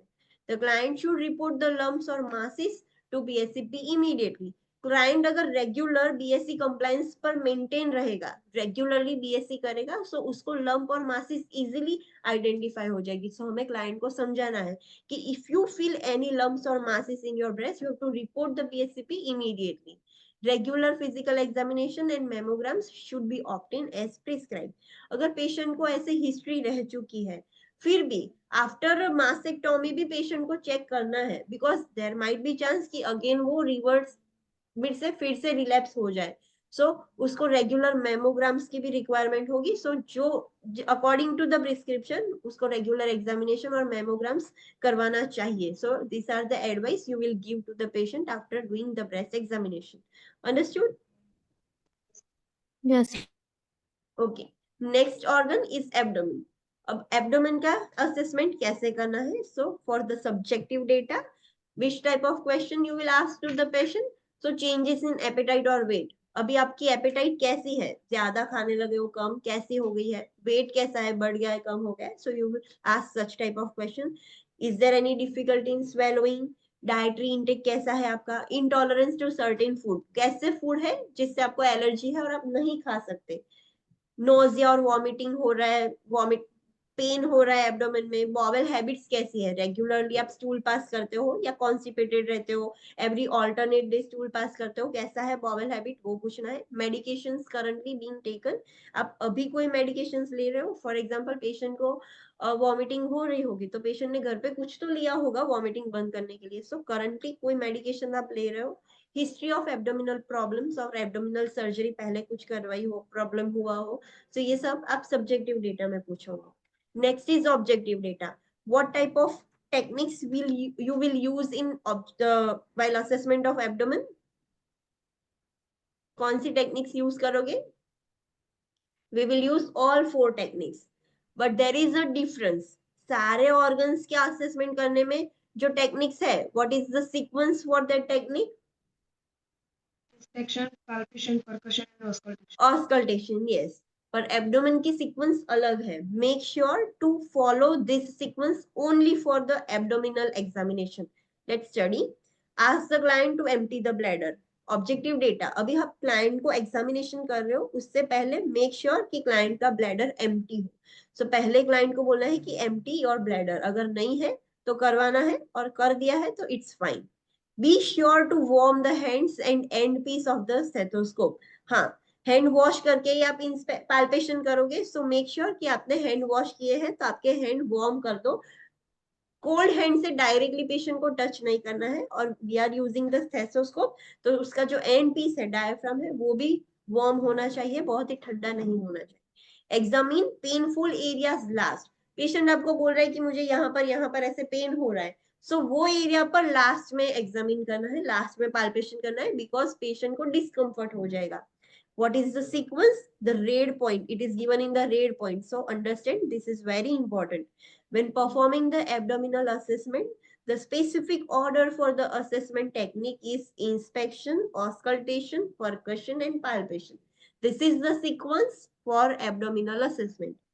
First inspection, then you have to do the auscultation, then percussion, and last palpation. Other organs का इंस्पेक्शन करना था तो कैसा था? इंस्पेक्शन, फिर डायरेक्टली पाल्पेशन था, then percussion and auscultation. So इसमें ऑस्कल्टेशन एंड पाल्पेशन का पोजीशन स्विच हो गया है। Okay, don't get confuse in the sequence of abdominal assessment and other organs assessment. Now first step is inspection. First you have to inspect. So क्या आप inspect करोगे patient के abdomen पर, क्या देखोगे? So first is the contour. Contour means shape कैसा है उसका एब्डोमेन का। So look down at the abdomen and then across the abdomen from the rib to the margin of the pubic bone. Rib से लेके pubic bone तक की margin तक हमें पूरा शेप देखना है। डिस्क्राइब्स एज फ्लैट, उसका एब्डोमेन कैसा है? फ्लैट है, राउंडेड है, कॉनकेव है, या प्रोट्रूबेंट है, बहुत ही ज्यादा ऐसा एब्डोमेन बाहर है, कैसा है उसका एब्डोमेन, सिर्फ हमें वो देखना है, शेप देखना है एब्डोमेन का। Next is symmetry. Symmetry means abdomen एकदम प्रॉपर, अगर बाहर ही है तो भी प्रॉपर ऐसे सिमेट्री में होना चाहिए। ऐसा नहीं कि एक साइड थोड़ा ज्यादा है और एक साइड कम है, कोई मास ऐसे बाहर आ गया हो, वैसा नहीं होना चाहिए। नोट एनी बल्जिंग और मासिंग। फॉर एग्जाम्पल पेशेंट को हर्निया होगा, सो वो उतना पोर्शन ऐसे बल्ज हो गया होगा, so it is not symmetrical. So पूरा सिमेट्री में होना चाहिए, कुछ बल्जिंग और मासिस नहीं होने चाहिए। अम्बिलिकस भी हमें चेक करना है, इंस्पेक्ट करना है। अम्बिलिकस कैसी होनी चाहिए? So should be mid line and inverted, अंदर की साइड होनी चाहिए, ऐसे बाहर प्रोट्रूड हुई अम्बिलिकस नहीं होनी चाहिए। This is abnormal. Skin surface हमें देखनी है एब्डोमेन की, it should be smooth and even. Abdomen की स्किन एकदम स्मूथ और इवन होनी चाहिए। फिर पल्सेशन हमें देखना है। From the aorta may be noted in epigastric area and peristaltic waves may be noted across the abdomen. हमें पल्सेशन, अगर पेशेंट पूरा कॉनकेव एब्डोमेन होगा तो पल्सेशन आपको देखने को मिलेगी। उसका एब्डोमेन पूरा ऐसे प्रोट्रूबेंट और कॉनकेव राउंड एब्डोमेन होगा तो आपको देखने को मिलेगी पल्सेशन, आपको दिखाई देगी कि something is beating under the skin, ऐसा दिखेगा। यस और नो? No. नो। अगर पेशेंट का एब्डोमेन फ्लैट होगा तो माइट भी आपको कुछ लोगों में दिखेगा, कुछ लोगों में नहीं दिखेगा। पल्सेशन आपको दिखेगा कि something is pulsating under the skin. So pulsation देखना है अओर्टा का। कौन सा अओर्टा? एब्डोमिनल अओर्टा, जो डिसेंडिंग अओर्टा है, जो एब्डोमेन पे है वो। सो एपिगैस्ट्रिक रीजन में आपको पल्सेशन दिखाई देगी, it may be sometimes visible. और पेरिस्टाल्सिस वेव भी, नॉर्मली पेरिस्टाल्सिस वेव भी आपको इजीली नहीं दिखेगी, पर अगर आपने अपनी भी आपको भी सुनाई देती है, जो स्टमक में वो आवाज आती है, सो समटाइम्स अगर आप ऐसे एग्जामिन करोगे तो उसमें भी स्किन ऐसे मूव होगी। So sometimes you can also see, may be noted, they are not saying कि you will always note that, it may be noted on the abdomen, आपको कभी कभार दिखती भी है। So you can inspect all this things. Now next step is auscultation, not palpation. So अब आपको auscultate करना है। क्या ऑस्कल्टेट करना है, let's see. Auscultation is performed before percussion and palpation, which can increase the peristalsis. Yes, इसमें auscultation पहले क्यों करना है? If you are doing percussion और palpation, उसकी वजह से जो intestinal motility है वो change हो जाएगी और ज्यादा sound बढ़ जाएगी intestine के। That's why auscultation पहले कर देना है, फिर percussion और last में palpation करना है. So auscultation is done before percussion and palpation because उसकी वजह से peristalsis बढ़ सकते हैं. So hold the stethoscope lightly against the skin and listen for the bowel sounds in all 4 quadrants. Begin in the right lower quadrant. Bowel sounds are normally heard here. So all 4 quadrants है जो abdomen है, abdomen को हमें 4 quadrants में ऐसे divide कर देना है. This quadrant is right upper quadrant. This quadrant is Left upper quadrant. left Left upper upper quadrant. quadrant. This quadrant is Right lower. right lower quadrant. Right This lower. is left lower quadrant. So these are the main 4 quadrants. जो abdomen है उसके और भी divisions है, पर we are dividing the abdomen in 4 quadrants. और आपको सारे क्वाड्रेंट्स में वोवेल साउंड चेक करना है। पहले आपको कहाँ से स्टार्ट करना है? राइट लोअर क्वाड्रेंट, उस पर नॉर्मली ज्यादा हर्ड होते हैं बिकॉज वहां से इंटेस्टाइन ऐसे स्टार्ट होती है।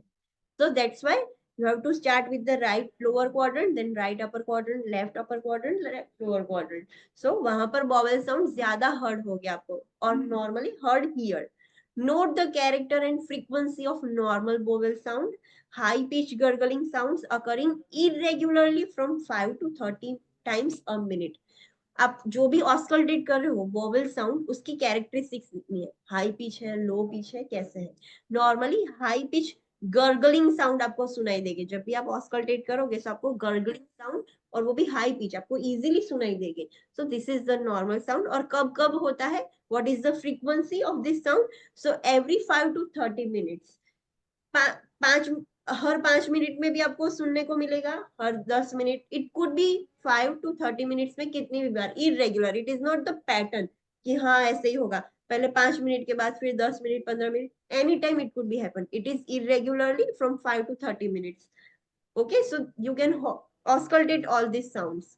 Identify normal, hypoactive और hyperactive sound. आपको नोट डाउन करना है. On auscultation you can write the vowel sounds are normal. During auscultation you can also write the vowel sounds are hypoactive. Hypoactive means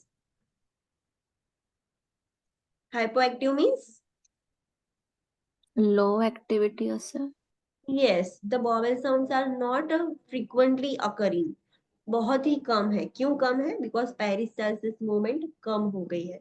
So during that time you can auscultate hypoactive vowel sound. And hyperactive, it is also called as borborygmus. The another name for hyperactive vowel sound is borborygmus. Examination में आपको ऐसा भी लिखा होगा कि while doing the auscultation of the abdomen, the nurse notes the borborygmus. So you have to identify कि this is hyperactive vowel sound. उसका मतलब क्या? इंटेस्टिनल मोटिलिटी इंक्रीज हो गई है. So in diarrhoea, any inflammatory disease, the intestinal motility becomes increase and hyperactive. बहुत ही frequently, बहुत ही ज्यादा, थोड़ी थोड़ी इंटरवल्स पर आपको ऑस्कल्ट सुनाई देंगे वो sound. So that is called as hyperactive bowel sound.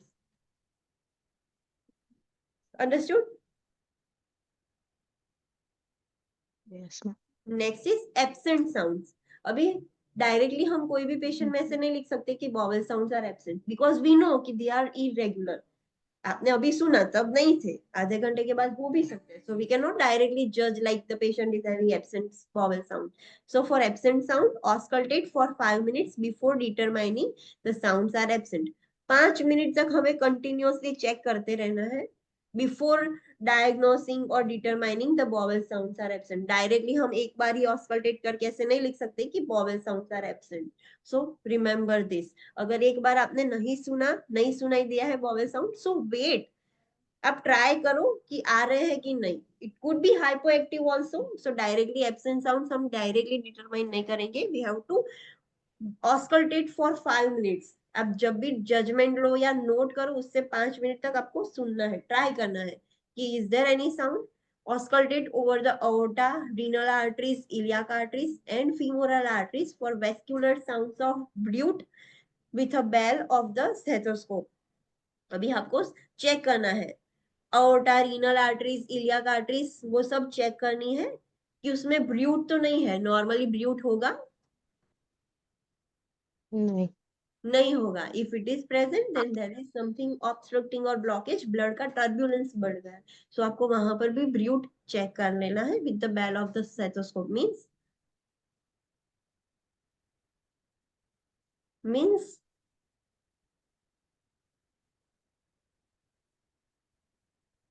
with the bell of the stethoscope means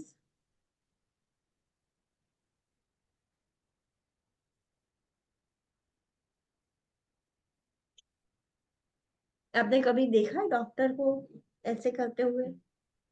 तो means what is that? Diaphragm. Okay, diaphragm for doing assessment of abdomen. आपने कभी कभार देखा होगा कि डॉक्टर डायफ्राम की वजह से उस अच्छा, वो बेल पाचर पे हाँ टिक टिक करे. ये opposite side of the diaphragm we can rotate the tubings और आप ऑन ऑफ कर सकते हो डायफ्राम को. आपको पता है कि स्टेथोस्कोप का ऑन ऑफ मैकेनिज्म होता है. What is that? अगर आप रोटेट करोगे तो डायफ्राम ऑन होगा, उसको बंद करोगे तो बेल ऑन हो जाएगा. तो बेल से भी आप सुन सकते हो. Give it a try. अगर आपके घर में स्टेथोस्कोप हो तो आप खुद का भी असेसमेंट ऐसे कर सकते हो. Give it. सो आपको ये सब भी असेस करना है. Next is percussion. Percussion is done in all 4 quadrants lightly. Borders of the liver and spleen are percussed and measured. Liver पर percussion करना है, spleen पर percussion करना है. Tympani should predominate over the abdomen with dullness over the liver and spleen.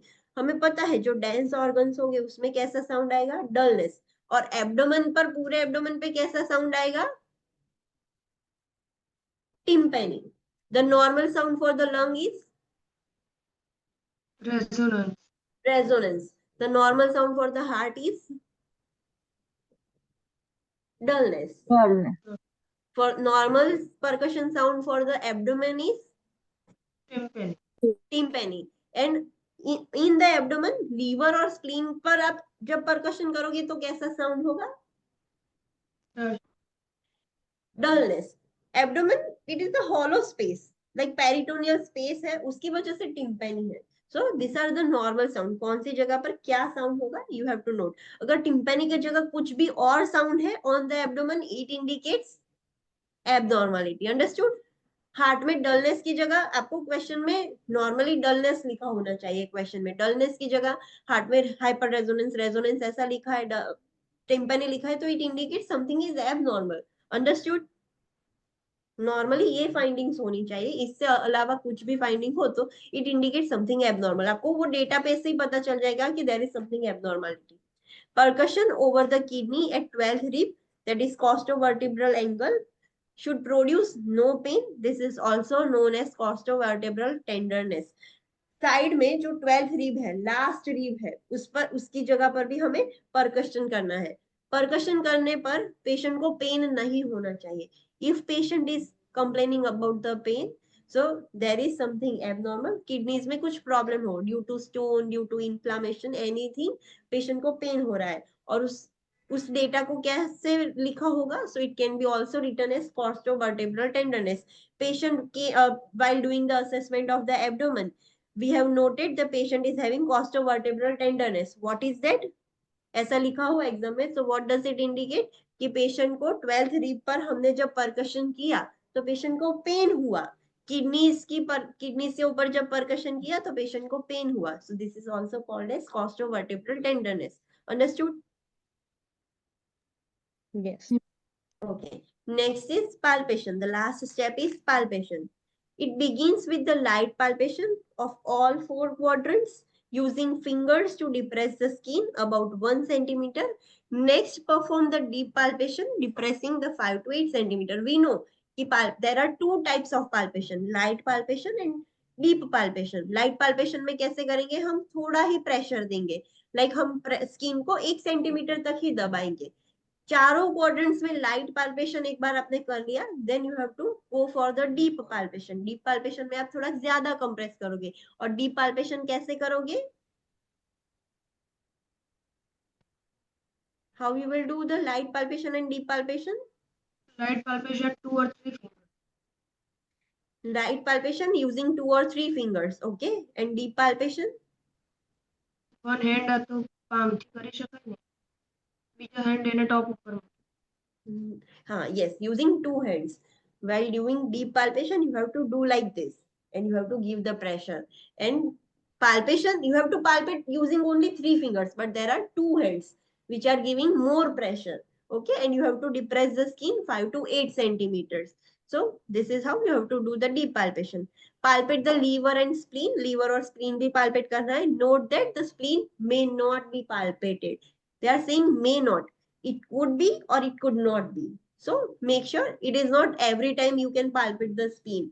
So may not be palpable. Palpate the aortic pulsation in the upper abdomen slightly to the left of the midline. Normally it pulsates in a forward direction. Pulsation expands laterally if an aneurysm is present. Yes, this is the abdomen. आपने spleen और liver palpate कर लिया, then this is the abdomen, this is the umbilical at the centre. So जो aorta है mid line से, ये mid line है, उससे थोड़ा लेफ्ट में आपको पाल्पेशन होगा. यहाँ पर मिड लाइन से थोड़ा left. So there you can palpate the aortic pulsation. जो डिसेंडिंग अओर्टा है वो यहाँ पर आपको पाल्पेट होगा. और मेक श्योर वो कैसा फॉरवर्ड डायरेक्शन में आपको, यहाँ पर भी होगा, यहाँ फॉरवर्ड डायरेक्शन में नीचे नीचे जाओगे वहां तक पाल्पेशन होगा. It could not be पाल्पेटेड over here और हियर. साइड्स में पाल्पेशन नहीं होगा, फॉरवर्ड डायरेक्शन में नीचे ही पाल्पेट होगा. अगर आपको साइड्स में लेटरली पाल्पेशन हो रहा है तो what does it indicates? It indicates aneurysm. What is aneurysm? જે આર્ટરીની વોલ છે ને ડાયલેટ થઈ જાય. Yes, arterial wall gets dilated. So aneurysm में ऐसी हो जाती है arteries. So ये walls dilate हो गए हैं. So it indicates sides में palpation हो रहा है. आपको palpate करने की वजह से वहां पर भी pulsation feel हो रहा है. तो sides में नहीं होगा. अगर sides में हो रहा है, laterally आपको palpation feel हो रहा है, तो it indicates aneurysm. Normally straight forward ही आपको palpation होगा. Understood? Yes. Yes.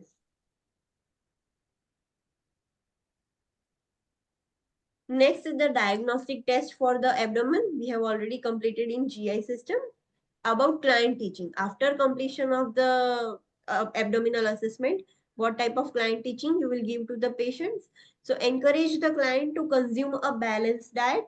Obesity needs to be prevented. आपको patient को advice देना है कि balanced diet consume करें और obesity prevent करें. Substances that can cause gastric irritation should be avoided. आपको पेशेंट को एडवाइस करना है कि जो भी ऐसा सब्सटेंस है जिसकी वजह से आपको गैस्ट्रिक इरिटेशन हो रहा हो वो सब अवॉइड करो. The regular use of laxatives is discouraged. Patient अगर regularly laxatives ले रहा है, so we have to advise them don't use the laxatives regularly. कभी कभार constipation हो रहा है, so you can take it, it is normal. Regularly लेने से क्या होगा? The body will become resistive. फिर उसका कोई असर ही नहीं होगा. So we have to advise कि regular नहीं लेना है laxatives. Lifestyle behaviors can cause gastric irritations.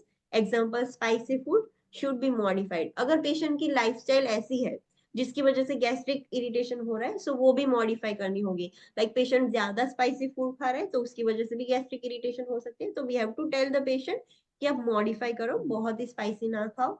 ज्यादा फैटी फूड खाने से भी गैस्ट्रिक इरिटेशन होता है. So all this things should be modified.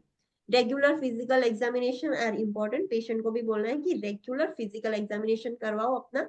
The client should report GI problems to the PHCP or gastroenterologist. कोई भी GI problems हो like diarrhea, vomiting, abdominal pain, melena, hematemesis, कुछ भी GI related problem उसको दिखे, so तुरंत ही उसको PHCP और gastroenterologist को report करना है. Understood? Yes, sir. Yes. Okay. So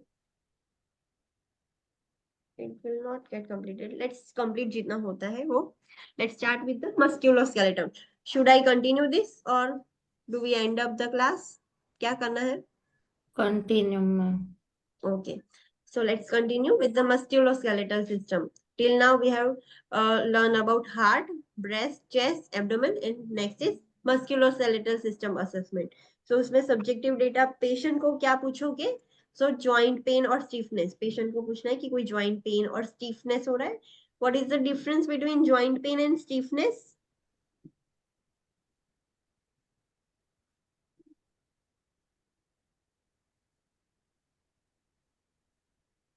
What is the difference? Stiffness and joint pain. जब भी पेशेंट मूव करेगा तो जॉइंट मूवमेंट की वजह से वहां पर पेन होगा, और स्टिफनेस की वजह से क्या होगा? पेशेंट के जॉइंट्स अगर स्टिफ हो गए हैं तो मूव ही नहीं कर देखो, पाए. वो नहीं कर सकते. ये मूव नहीं करी, वो पेशेंट मूव नहीं कर पाएगा, और अगर वो फोर्सफुली मूव करेगा तो उसको पेन होगा पेशेंट को. सो स्टिफनेस मींस जकड़ जाना, मूव्स, जो जॉइंट्स है वो जकड़ जाते हैं. तो is there any joint pain और स्टिफनेस, रेडनेस, स्वेलिंग और वार्म जॉइंट्स? वार्म जॉइंट्स कब होगे? जब जॉइंट्स का इन्फ्लेमेशन हो गया हो, तब वार्म जॉइंट्स आप टच करोगे तो आपको वार्मनेस फील होगी. Limited motion of joints, joints की मूवमेंट भी लिमिटेड हो गई है. मसल पेन्स, क्रैम्प्स और वीकनेस, बोन पेन हो रहा है. Limitation in the activities of daily living, जो डेली लिविंग की एक्टिविटीज थी वो भी अब कम हो गई है. एक्सरसाइज पैटर्न्स कैसी है? अगर पेशेंट रेगुलरली एक्सरसाइज कर रहा है तो कैसी एक्सरसाइज कर रहा है? Exposure to occupational hazards such as heavy lifting, prolong standing और sitting.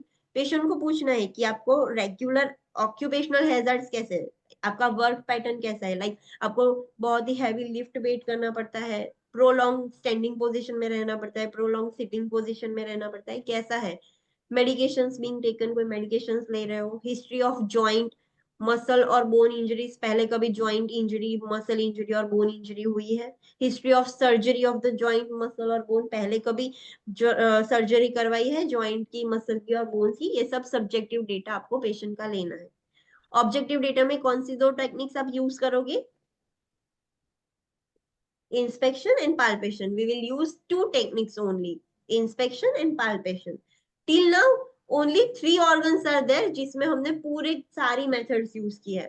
Which are they? Lungs, heart and abdomen. ये 3 systems में हमने सारी techniques use की है. बाकी सब में 2-3 ऐसे होती है. So inspection में आप क्या inspect करोगे? सिर्फ you are using your sense of sight. So उस देखने से ही आपको पता लगाना है. So inspect the gait and posture. What is gait? What is gait? आपको gait और posture inspect करना है. What is gait? New students, any idea? Patient નું લુક મતલબ કેવું લાગે છે? Gait No. Standing walking pattern. Walking pattern, patient कैसे चल रहा है. आपने देखा होगा कि जो जिसके नी ऑस्टियोआर्थराइटिस हो गया, उसका वॉडलिंग गेट होगा, ऐसे डोलते डोलते चलते हैं. सो उसका गेट कैसा है? उसका पोस्चर कैसा है? Posture means proper standing position में है, कैसे बैंड डाउन हो गया है, झुका हुआ है, कैसा है? सो उसका गेट एंड पोस्चर दोनों आपको चेक करना है, इंस्पेक्ट करना है. And for the cervical, thoracic and lumbar curves, उसकी जो स्पाइनल कर्व्स है वो कैसी है, कुछ एबनॉर्मलिटी है कि नहीं? So mainly there are 3 types of abnormal curves. कौन सी है? Lordosis, kyphosis and scoliosis. This are the abnormal spine curvature. Normal spine straight होती है, पर this are the abnormal curves. Lordosis में कैसा होगा पेशेंट का? जो लंबार वर्टिब्रा है वो एब्डोमेन की तरफ बढ़ गया होगा. सो उसका पोस्चर कैसा होगा? Sway back. You can easily identify the Bagha character from TMKOC, Taarak Mehta Ka Ooltah चश्मा में वो जो बागा है उसको ऐसे लॉर्डोसिस है ना, वैसे उसका पोस्चर है। तो उसका जो लंबर कर्वेचर है बहुत इंक्रीज हो गया है, लंबर वर्टिब्रा एब्डोमेन की तरफ चले गया है, सो वो पेशेंट स्वे बैक हो गया है, पीछे की तरफ मूव हो गया है। Kyphosis is also called as hunchback. जो थोरेसिक वर्टिब्रा है वो बाहर की तरफ आ गया है, not towards the abdomen, towards the back. So वो पेशेंट ऐसे बेंड डाउन हो जाएगा। Exaggeration of the posterior curvature of the thoracic spine, जो थोरेसिक स्पाइन है वो बहुत ही बाहर हो गए होंगे, लाइक पीछे हंच बैक हो गया होगा पेशेंट को। And what is the scoliosis? तो that is the lateral spinal curvature. वो पेशेंट है, उसकी स्पाइन ऐसी लेटरल साइड, आगे या पीछे की तरफ नहीं, बस ऐसे लेटरल साइड। थोरेसिक वर्टिब्रा भी लेटरली निकल जाएगी और लंबर वर्टिब्रा भी लेटरली बाहर निकल जाएगी ऑपोजिट साइड्स में। तो that is the lateral spine curvature. Patient की स्पाइन पूरी चेंज हो जाएगी, so that is called as scoliosis. Understood what is lordosis, kyphosis and scoliosis? Yes. Yes. Okay. So these are, you can easily identify these different types of posture and gait. You don't have to do any palpation or other things. So this comes under inspection. Next is palpation. What you can palpate? So palpate all bones, joints and surrounding muscles. आपको सारे joints, bones पर palpation करना है, muscles पर palpation करना है। Patient को pen होगा तो वो तुरंत ही रिएक्ट करेगा। So you are using your touch sense.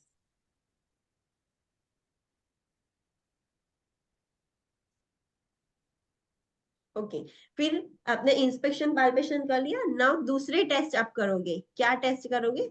So range of motion आप पेशेंट का चेक करोगे। Perform active and passive range of motion exercise for each major joint. सारे जो मेजर जॉइंट्स है like elbow, knee, neck joint, ये सब major joints है। So उसकी active and passive range of motion exercise कराओगे। What is active and passive ROM? What is the difference between active ROM and passive ROM?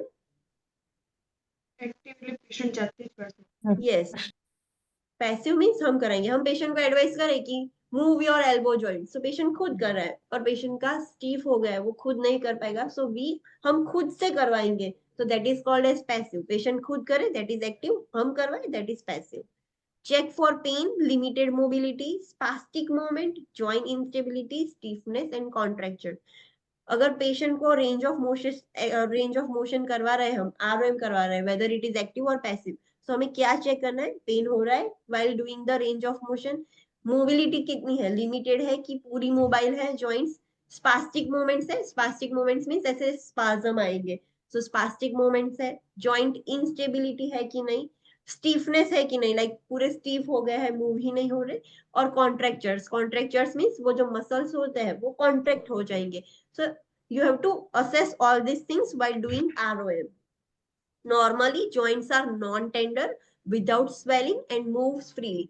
Normal patient में कैसे होंगे? joints tender नहीं होंगे, आप उसको पेन नहीं होगा आप टच करोगे तो, स्वेलिंग भी नहीं होगी जॉइंट्स में और इजीली मूव हो सकते हैं। This is the normal finding. इससे अलावा कुछ भी देखने को मिले दैट इज एबनॉर्मल। नाउ आपको क्या चेक करना है? मसल टोन एंड स्ट्रेंथ आपको चेक करनी है। मसल की टोनिसिटी कैसी है, उसकी स्ट्रेंथ कैसी है। सो it is assessed during the measurement of ROM। जब आप ROM करवा रहे हो तभी आप चेक कर सकते हो, दोनों साथ में चेक हो सकता है।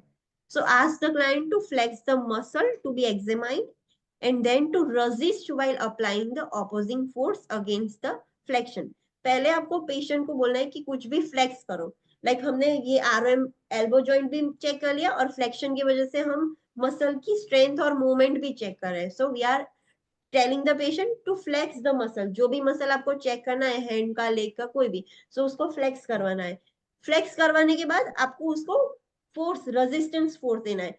जस्ट लाइक कि मैं पेशेंट का आर्म पकड़ के रखूंगी और पेशेंट को फ्लेक्स करना है, सो कितना रेजिस्टेंस, वो स्ट्रेंथ लगा पा रहा है, मैं उसको रोकूंगी और पेशेंट को करना है, just like that. So resisting, opposite force लगवाना है। Assessed for the increase tone that is hypertonicity और little tone that is hypotonicity. Patient की मसल स्ट्रेंथ, मूवमेंट कैसी है, अगर इंक्रीज हो गई होगी so that is called as hypertonicity, और डिक्रीज हो गई होगी that is called as hypotonicity. So वो आपको चेक करना है कि मसल टोन कैसा है। Next is grading for the muscle strength. आपने देख लिया टोनिसिटी, फिर आपको ग्रेड करना है कि उसकी स्ट्रेंथ कैसी है।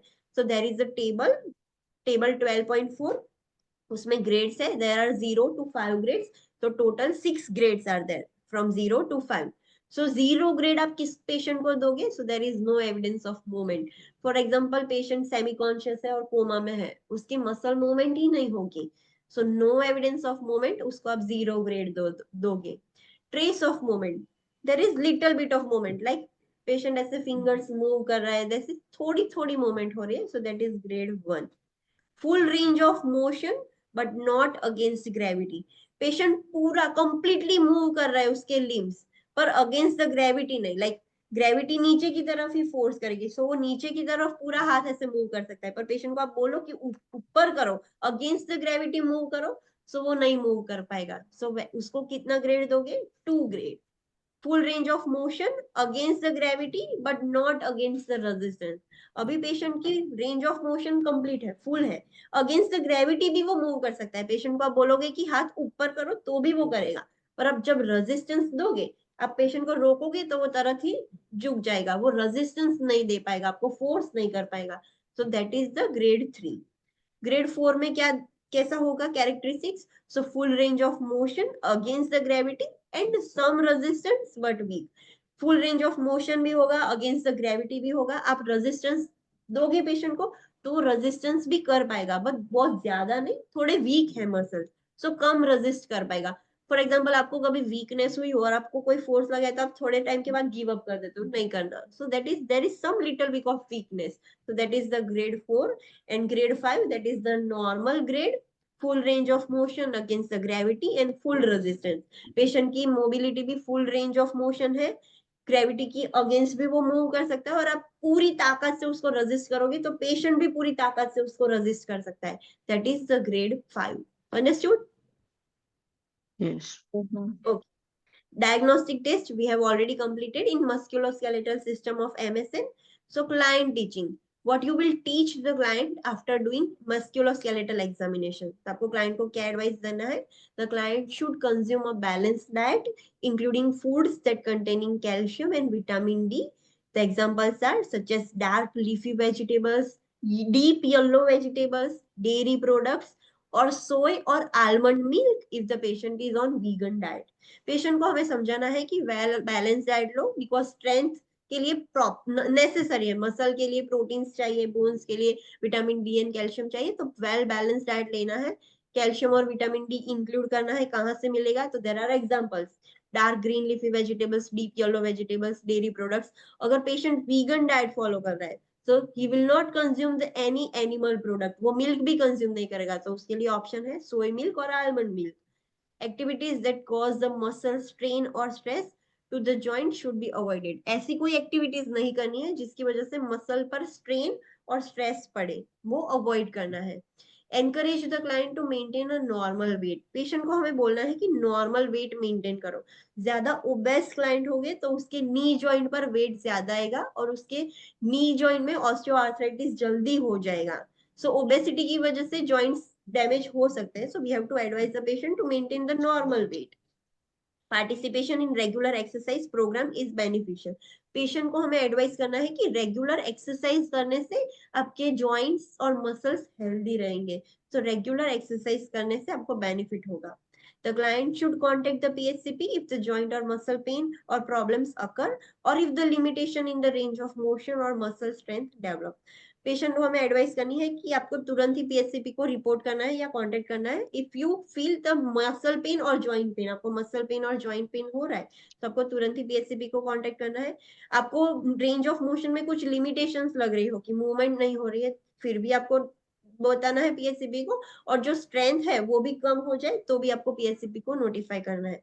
So this is the client teaching you will give to the patient. Understood? Yes, sir. Okay, so let's do a quick revision of our today's class. So today we have seen the examination of heart. Heart पे पहले हम subjective data लेंगे, patient को questions पूछेंगे regarding this कि आपको कोई problem है क्या है. Next is objective data. Objective data में आप 4 टेक्निक्स यूज करोगे, inspection, palpation, percussion and auscultation. चारों टेक्निक्स का यूज करके आप इंफॉर्मेशन खुद से निकालोगे. We can not ask to the patient.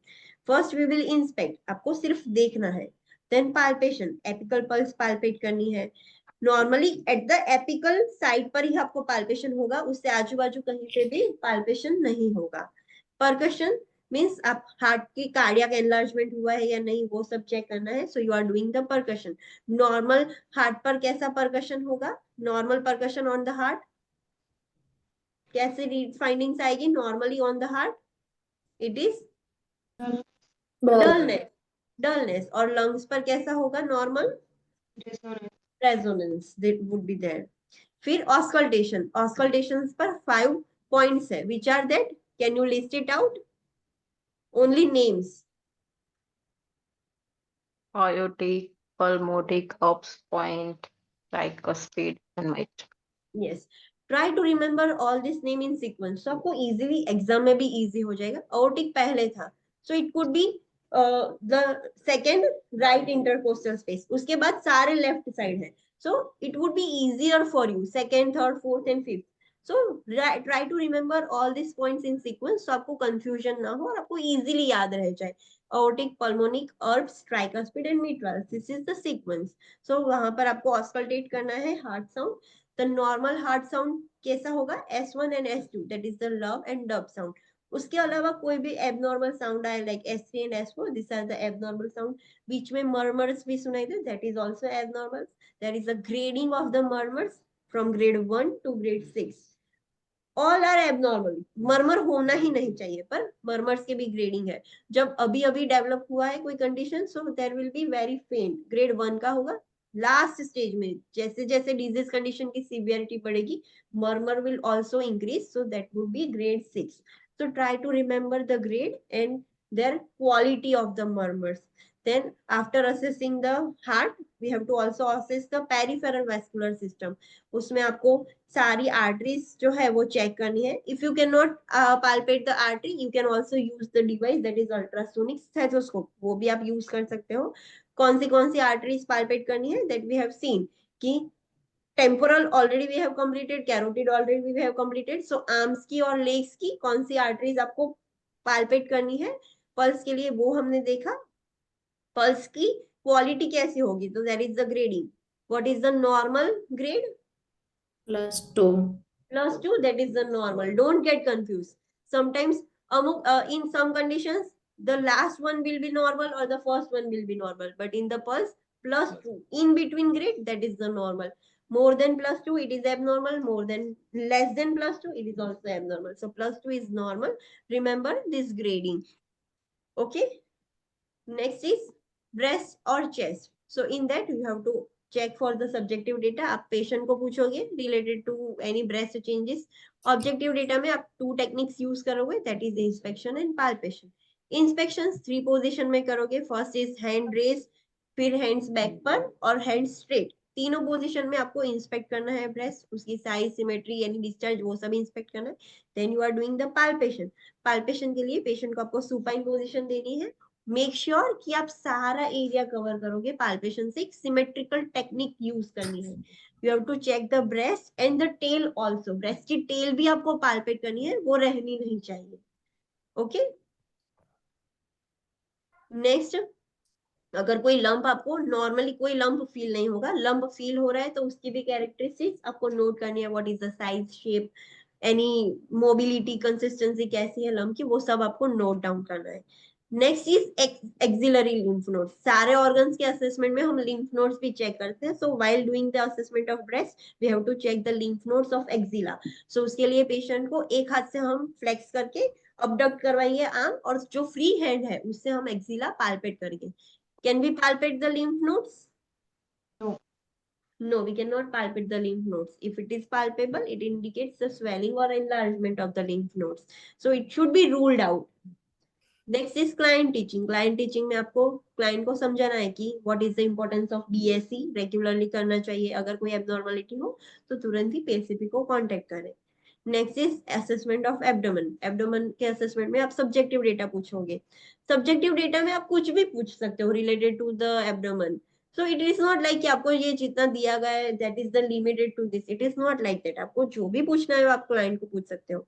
Objective data में we will use the 4 techniques, all 4 techniques, but the sequence is Inspection, auscultation, percussion, and palpation. Yes, the different sequence from all other organs. So try to remember this sequence. That's why it is given in the red point.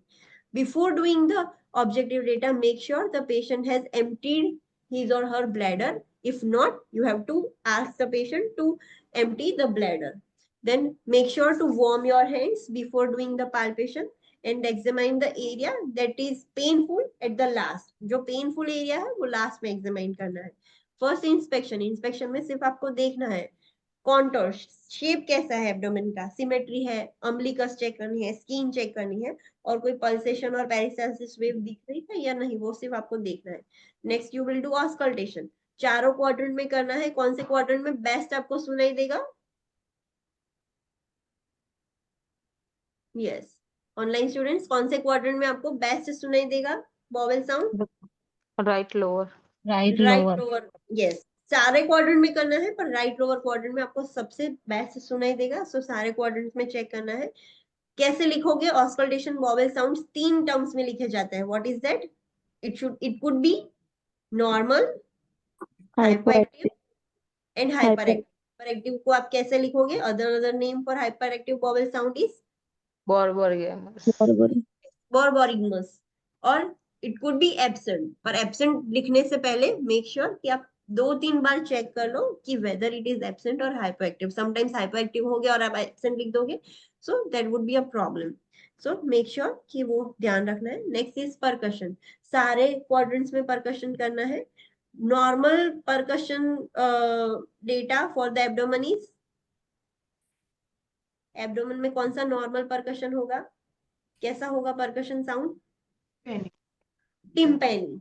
और liver पर और spleen पर कैसा होगा sound normal percussion? Dull. Dull. Yes, dullness will be there. और फिर अगर percussion करते हो और 12th रिब पर साइड में हम परकशन करेंगे on the kidney, if patient is having pain, so it is called as Costovertebral. vertebral tenderness. There should not be any pain, but pain हो रहा है, सो उसके लिए एक टर्मिनोलॉजी है कि patient is experiencing costovertebral tenderness. Then last is palpation. Palpation भी चारों क्वाड्रेंट में करना है. फर्स्ट चारों क्वाड्रेंट में लाइट पाल्पेशन करना है, देन चारों क्वाड्रेंट में डीप पाल्पेशन करना है. मेक श्योर जहां पर क्लाइंट को पेन है वो लास्ट करोगे. We are including all 4 quadrants. Patient को राइट अपर क्वाड्रेंट में पेन हो रहा है, सो वो क्वाड्रेंट में हम लास्ट में करेंगे. डायरेक्ट तीनों में लाइट पाल्पेशन, तीनों में deep palpation, and then last में वो क्वाड्रेंट करेंगे. Understood? Yes. Okay. Then client teaching. Client को हमें समझाना है कि बैलेंस डाइट लेना है, ओबेसिटी प्रिवेंट करना है, जिससे भी गैस्ट्रिक इरिटेशंस होती है like spicy food, fatty food, वो सब चेंज करना है, मॉडिफिकेशंस करना होगा. लेक्सेटिव्स रेगुलरली नहीं यूज कर सकते, वो डिस्करेज करना है. फिजिकल एग्जामिनेशन रेगुलरली करवाए, और कोई भी एबनॉर्मल साइन दिखे तो पीएचसीपी को कांटेक्ट करें. Next we have completed musculoskeletal system. Musculoskeletal system में आपको सब्जेक्टिव डेटा लेना है पेशेंट से पूछकर. ऑब्जेक्टिव डेटा में you have to use 2 techniques, that is inspection and palpation. Inspect, patient का गेट और पोस्चर इंस्पेक्ट करोगे, उसके कर्वेचर कैसे है, वेदर इट इज नॉर्मल और abnormal. There are 3 abnormal curvatures. What are they? Kyphosis. Lordosis, kyphosis, and scoliosis. Yes, lordosis में क्या होगा? जो लंबर वर्टिब्रा है टुवर्ड्स द एब्डोमेन मूव हो जाएगा, सो पेशेंट स्वे बैक हो जाएगा. It is also called as sway back posture, sway back curvature ऐसा भी बोल सकते हैं. The best example is we can remember through the character, that is बागा. काइफोसिस में पेशेंट हंच बैक हो जाएगा, थोरेसिक वर्टिब्रा बाहर की तरफ निकल जाएगी. और स्कोलियोसिस में पूरा लेटरल डेविएशन हो जाएगा, स्पाइन लेटरल कर्वेचर में चली जाएगी. Then you have to palpate all the bones, joints and muscles. सब palpation करना है. After completing the palpation आपको range of motion check करना है. सारे joints की range of motion कैसी है? Normally non tender होगी joints, swelling भी नहीं होगा और freely move कर पाएंगे. If there is limited tender है, mobility limit होगी या stiffness है, so this is the abnormal thing. While assessing the range of motion आप मसल की टोन और स्ट्रेंथ भी चेक कर सकते हो. कैसे चेक करोगे? आप पेशेंट को बोलोगे कि फ्लेक्स करो, मूव करो. पेशेंट नॉर्मली फ्लेक्शन एक्सटेंशन कर रहा है तो उसकी टोन अच्छी है. अगर प्रॉपर नहीं है तो it could be decrease muscle movement. Decrease muscle movement कौन से पेशेंट में हो जाएगी? related to asking about calcium. अगर कैल्शियम इंक्रीज हो जाएगा तो मसल मूवमेंट कैसे हो जाएगी?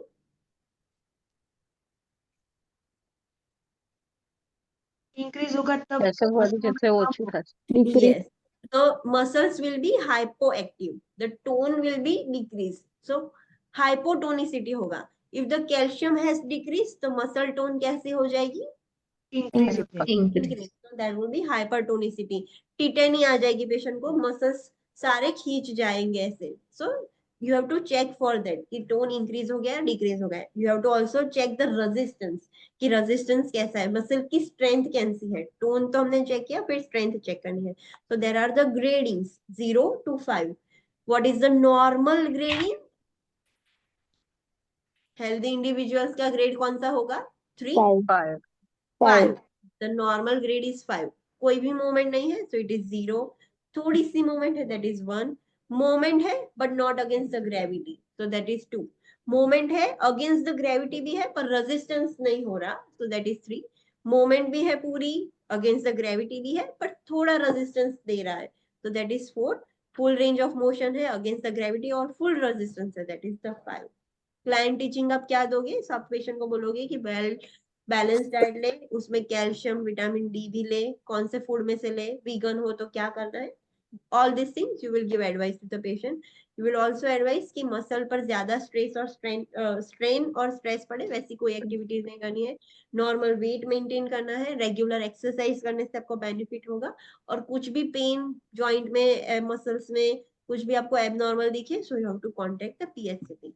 Understood? Yes. Yes. Any doubt in this? No.